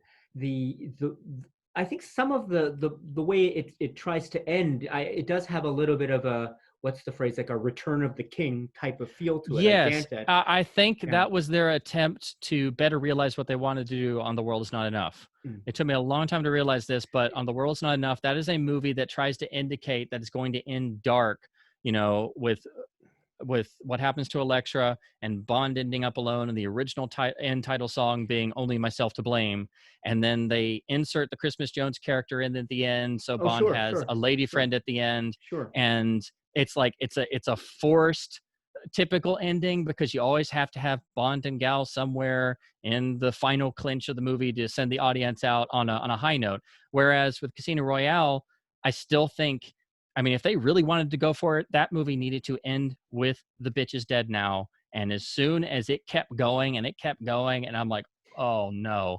And then, Well, but but they it, gave that happy grace note, like you said, that Return of the King feel, and they yeah. finally bring in the James Well, Bond theme, which I get, but it's a way of, at the yeah. very end, you know, circumventing the direction you were going, which is what they kind of did on The World's Not Enough.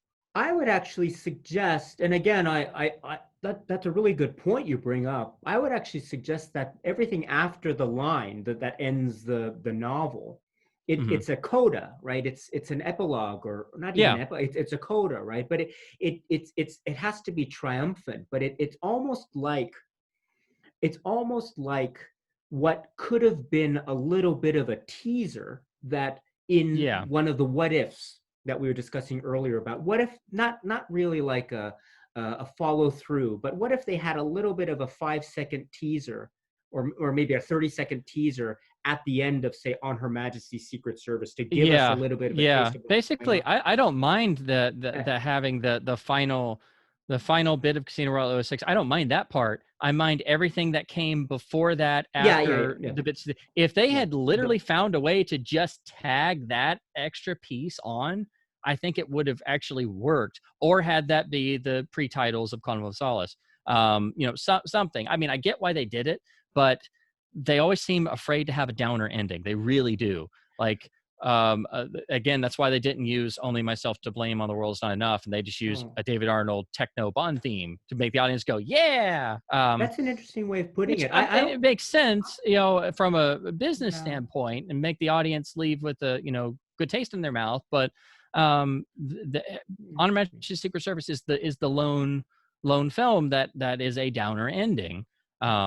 I would actually suggest, I don't know, I look at it a little bit differently. I think that Casino Royale still contains a downer ending quality Oh to it. no, no, it It does, does end but it does have a with that being triumphant at note the to it, end, you have right, that. okay. It's not just a But complete, you know. right, but right, I understand that.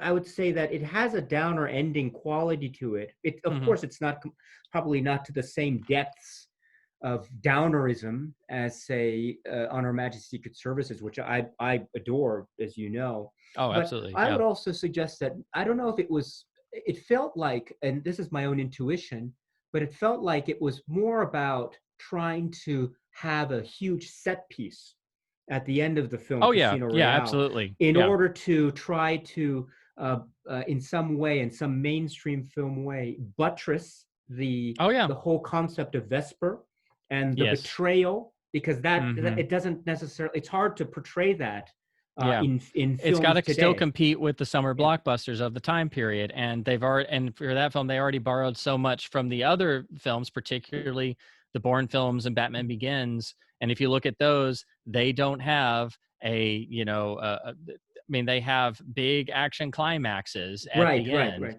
You know, they're still very character driven, but they are big action climaxes. So right. you're not going to end a big summer movie like that, even though it's Bond, and Uh, you could, even if the story indicates you should go that direction, they're not going to right. do that. So they turn what was a very intimate thing in the novel. I mean, Yeah, like yes, yes, painfully yes, intimate, yes.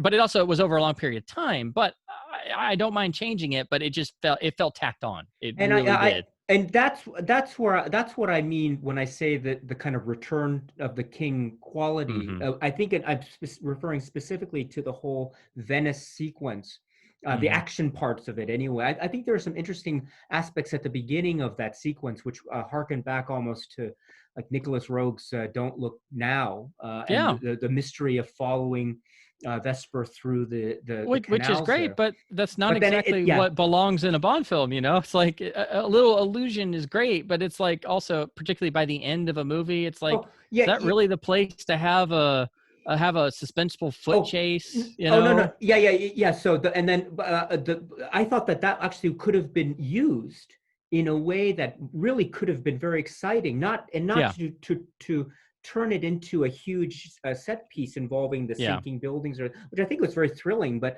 I think Hmm. overall there could have been, the drama was so built up between the Yeah, two characters, and so I think they could have done anything at that point and they would have had a successful ending that people would have gone along with it because there'd been so much action. The problem yeah, though is that there isn't this huge, in terms of a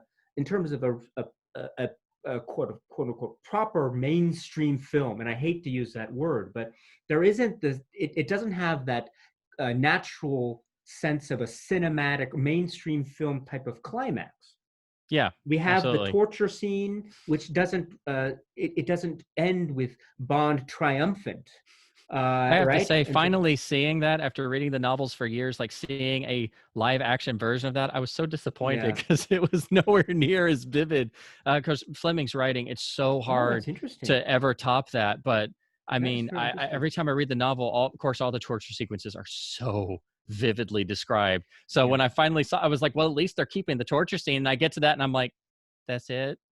And the rest of the audience doesn't Oh, have that. And that's they're like, interesting. oh, this is terrible. And I'm like, but he just, and where's the knife in the hand, and then he's drenched in sweat and pouring the coffee down his throat, and all the deep nuance that just like burns itself into your brain. Hmm. Whereas, yeah, I mean, it's still the same as the book. It's still a horrendous torture sequence, but I'm sitting there, I'm like, that's it.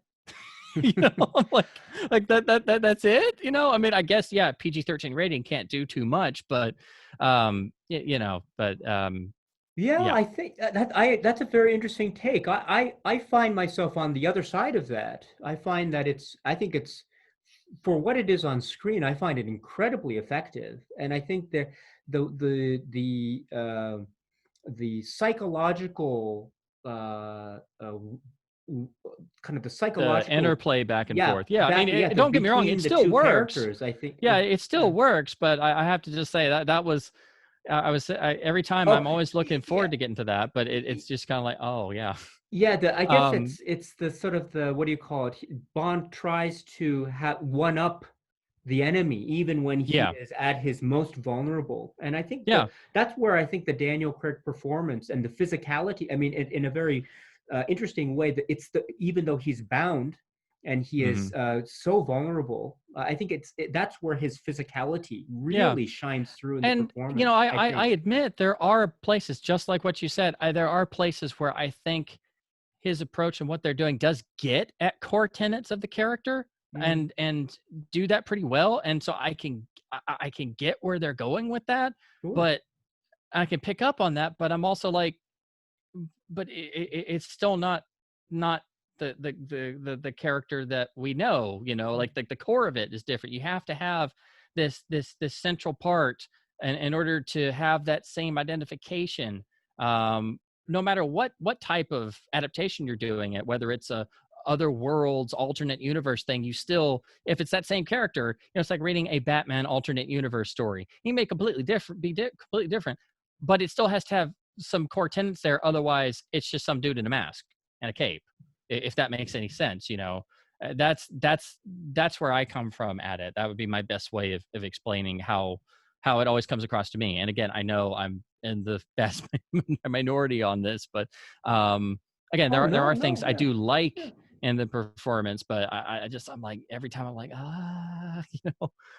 Yeah, yeah, and I would actually and we can we'll continue this next time. But I would Yeah, actually just how should I put it? I would say for my comments, I haven't spoken about him in his other films. I'm speaking only yeah, in Casino Royale, and I think there actually are some things about his performance and the portrayal in the other films that I think um, really challenge one's conception hmm of what the character is, and there's a yeah, lot to discuss about that. But we'll, I guess, if you don't mind, we hmm can uh, continue on because there are many other questions that I have. We didn't talk about the villains. We didn't talk about any yeah. other of the supporting characters, and we didn't talk about any other aspects, the cinematography Oh, I know. aspects, which I wanted to There's speak with so you as well. much. Yeah.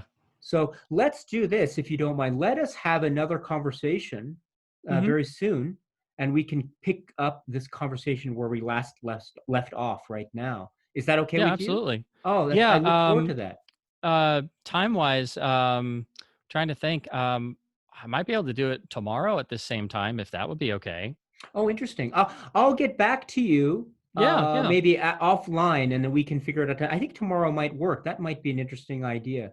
But Yeah. in the meantime, for anyone who's interested, do you want to just say anything about your channel or where people can find you? Or Oh, sure. Sure. yeah, One thing I did want to mention, in terms of people looking for bond discussion and stuff. please, I know yes. it's a bit of a plug, but it's I'm still on a number of bond forums and stuff, but the one I'm on most is bondandbeyond.com. It's a James Bond fan forum. It's been around for a number of years. It's a very small community, but it's where you can do all these great deep discussions, because you can just interact with other fans who also know a lot, and it's also open and very friendly to newcomers and stuff. So I did want to mention that, because that is a great forum for people to go to, and it's very small, but I just wanted to mention it because it'd be great if some new voices came in over there. So that's bondbeyond.com. Thank you. And of course, there's also the MI6 HQ forums. That's the main one. So that's the really big one. And there's a number of others as well. But I just wanted to mention that one, because that's like the main place I can go and just, you know, make really nerdy posts, and people will actually understand them somewhat. So you know, you can actually abbreviate the film titles and not have to explain what TLD or LALD means. I've had to do that many times because I get so used to writing in shorthand, or the man with the golden gun abbreviated, so you have to type it out. So as far as my channel, it is, of course, Damn Fool Idealistic Crusader. Of course, play on my favorite Star Wars line. Your father wanted you to have this when you're old enough. but your uncle wouldn't allow it. He feared you might follow old Obi-Wan on some damn fool idealistic crusade like your father did. And again, it's just primarily about films, video transfers, motion picture history, getting someone into books, music as well, something I'd like to delve into. It's basically a media channel, a channel about media discussion, media theory, but primarily about movies, motion picture history. I never get to do as many videos and uploads as I'd like to do. And I know a lot of mine can kind of get long-winded. So I try to make sure there's good content in there. I know some of the videos and live streams it can be kind of daunting because the run times are very long, but I try to have fun with it. It's a very no frills, very loose thing. Just hopefully people stumble along it and enjoy it and, hopefully gain something from it. So, not looking to take over the world or anything because we've been talking about world domination people, but I'm waiting for you to do the thing in Never Say Never Again with Largo after he lets go of the handle. Oh, 90% warning, 95%, 95% danger. And then you hear the little yes. yeah. It was a good game. Yes. I have lost. Not perfected yet. Yes. But Algernon, so what are you doing here? when do you have another video or live stream scheduled or upcoming or planned on your channel that you'd like people to know about? Or I'm working on a few videos. I don't have anything scheduled as of yet. I still haven't hit that mark on YouTube where I can actually post. Yeah, I have to hit 1,000 subscribers, and that way I'll be able to actually post messages and updates and stuff. So yeah, the live streams, unfortunately for now, are still just I don't get to plan them out very far. I just suddenly realize, oh hey, I'm gonna have a bunch of extra time like later on tonight. So then I try to message on Facebook. So I usually post in like some of the Laserdisc fan groups, or I just post on my own Facebook profile, Spencer Draper. I guess I probably need to just make a Facebook page for the channel so I can post on there probably until YouTube will actually allow me to do that, because it's kind of hard because I'm like, oh, wait, I haven't hit that mark yet. It's kind of silly. Like I get the other restrictions, but I'm like, I kind of need to be able to message people, guys, but they won't let you do it until you hit X number of subscribers and do all these other things. So I've done everything else, but I just have to hit that magic number. But yeah, I'm trying to get some more live streams in. It's just been so busy. It's hard to have enough time to block out, and then I can get really long-winded. So when I live stream, I'm usually like into the wee hours of the morning, and then I'm like, oh, that went longer than expected. Okay. That's one of the great things about the channel. I love how you are. It's like it's like seeing a musician do an improv session. I think Oh, it's thank you. brilliant. Yeah.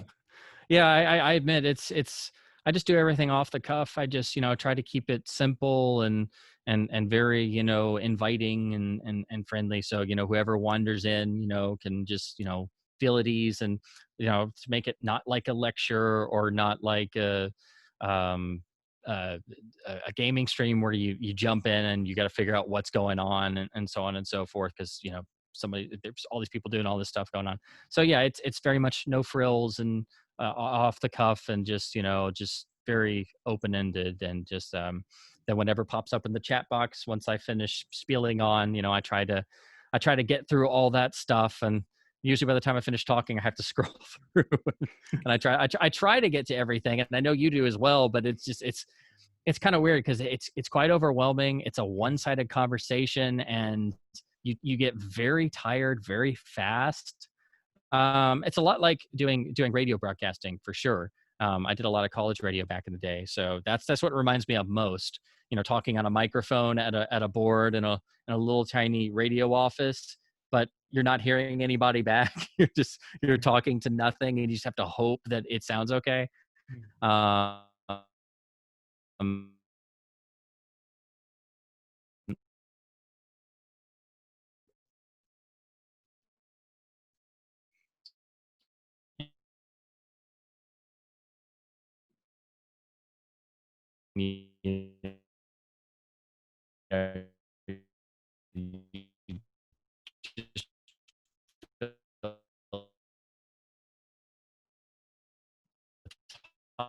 um, to Uh-oh.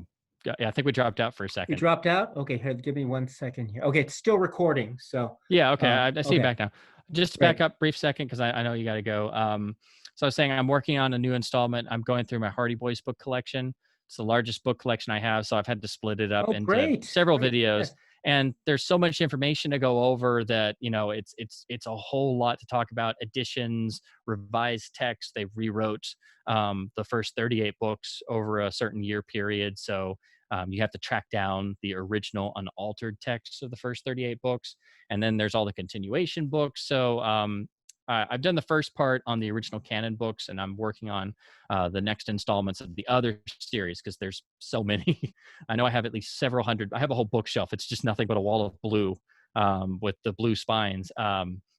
So yeah, I'm trying to go through my various books, and I'm going to start doing videos about my vinyl collection because I have a lot of information about that. I want to Mm, talk about pressing notes and different mastering engineers and different things like that because I feel like there's a lot of content about vinyl record collecting on YouTube, but not necessarily a lot about more of the sonic side and what would be termed the audiophile side and the kind of stuff I geek out on that I hope people might find, entertaining or informative. So I'm trying to get some time together. I want to start a series on that, kind of like my Laserdisc videos, kind of the same thing, and just go through, just say, screw it. I'm just going to go through one at a time and just because I never expected those to take off very well. I never expected it to take me so long to do that, but I was really happy with the way that turned out. It's mm, just me talking about one disc at a time, and here's the packaging, and then here's this, and then I'm just gonna have to split it up into a lot of videos. But that's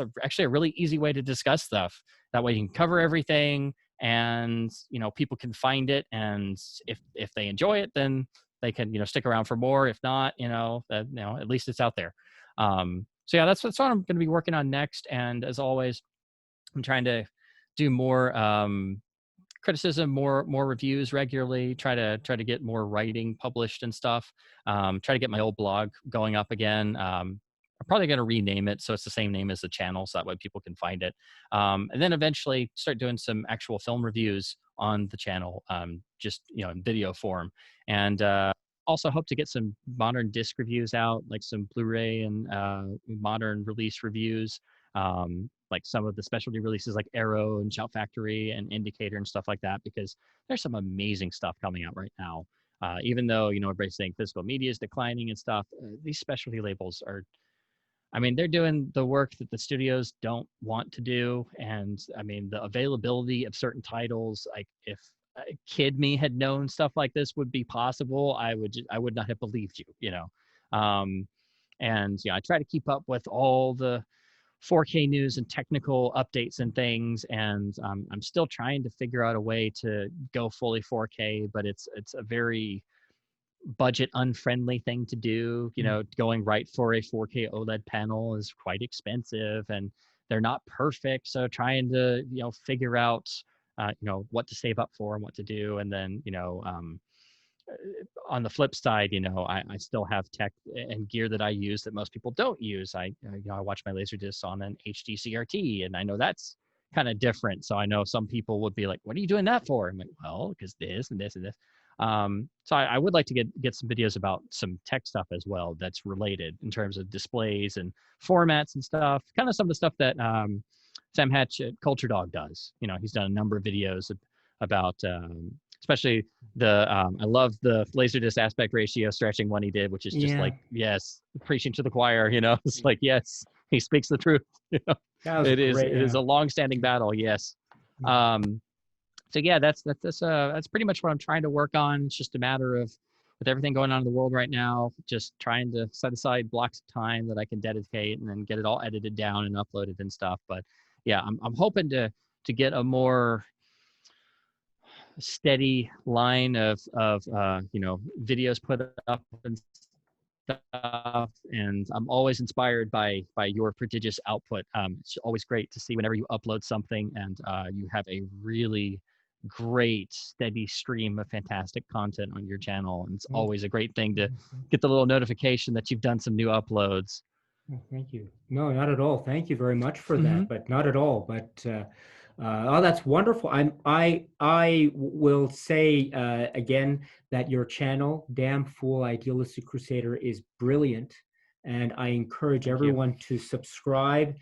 Get Spencer over that level that he needs to be able to post post messages on his channel, and so I will spread the word as much as I can, Oh, and thanks very I will much. give all the information down below. And so please, I encourage everyone to subscribe. And let's then talk offline about bringing you back. Maybe we can do something later this week because we haven't finished our James Bond discussion. We've only just begun. Scratch the surface. Yes. Yes, yes, right. And so never say never again. And we will continue this because I do want. You spoke about Zorin, and I have a lot of questions to ask about Zorin and others. So anyway, Spencer, for what is it? What does he say? It's not goodbye, it's au revoir. So right. So as Bond says to Anya, au revoir, Anya. So I will say au revoir, Spencer, which means that I have a feeling that we will be meeting again very soon. So thank you Oh so yeah, much for absolutely. this. In the way that Bond would, I will simply say ciao, as that's his preferred Yes. method of exiting. You know? uh, so that's brilliant. So anyway, so thank you so much again, my friend Spencer, and we will Oh, talk my again pleasure. very soon. So thank you once again. Absolutely. Thank you.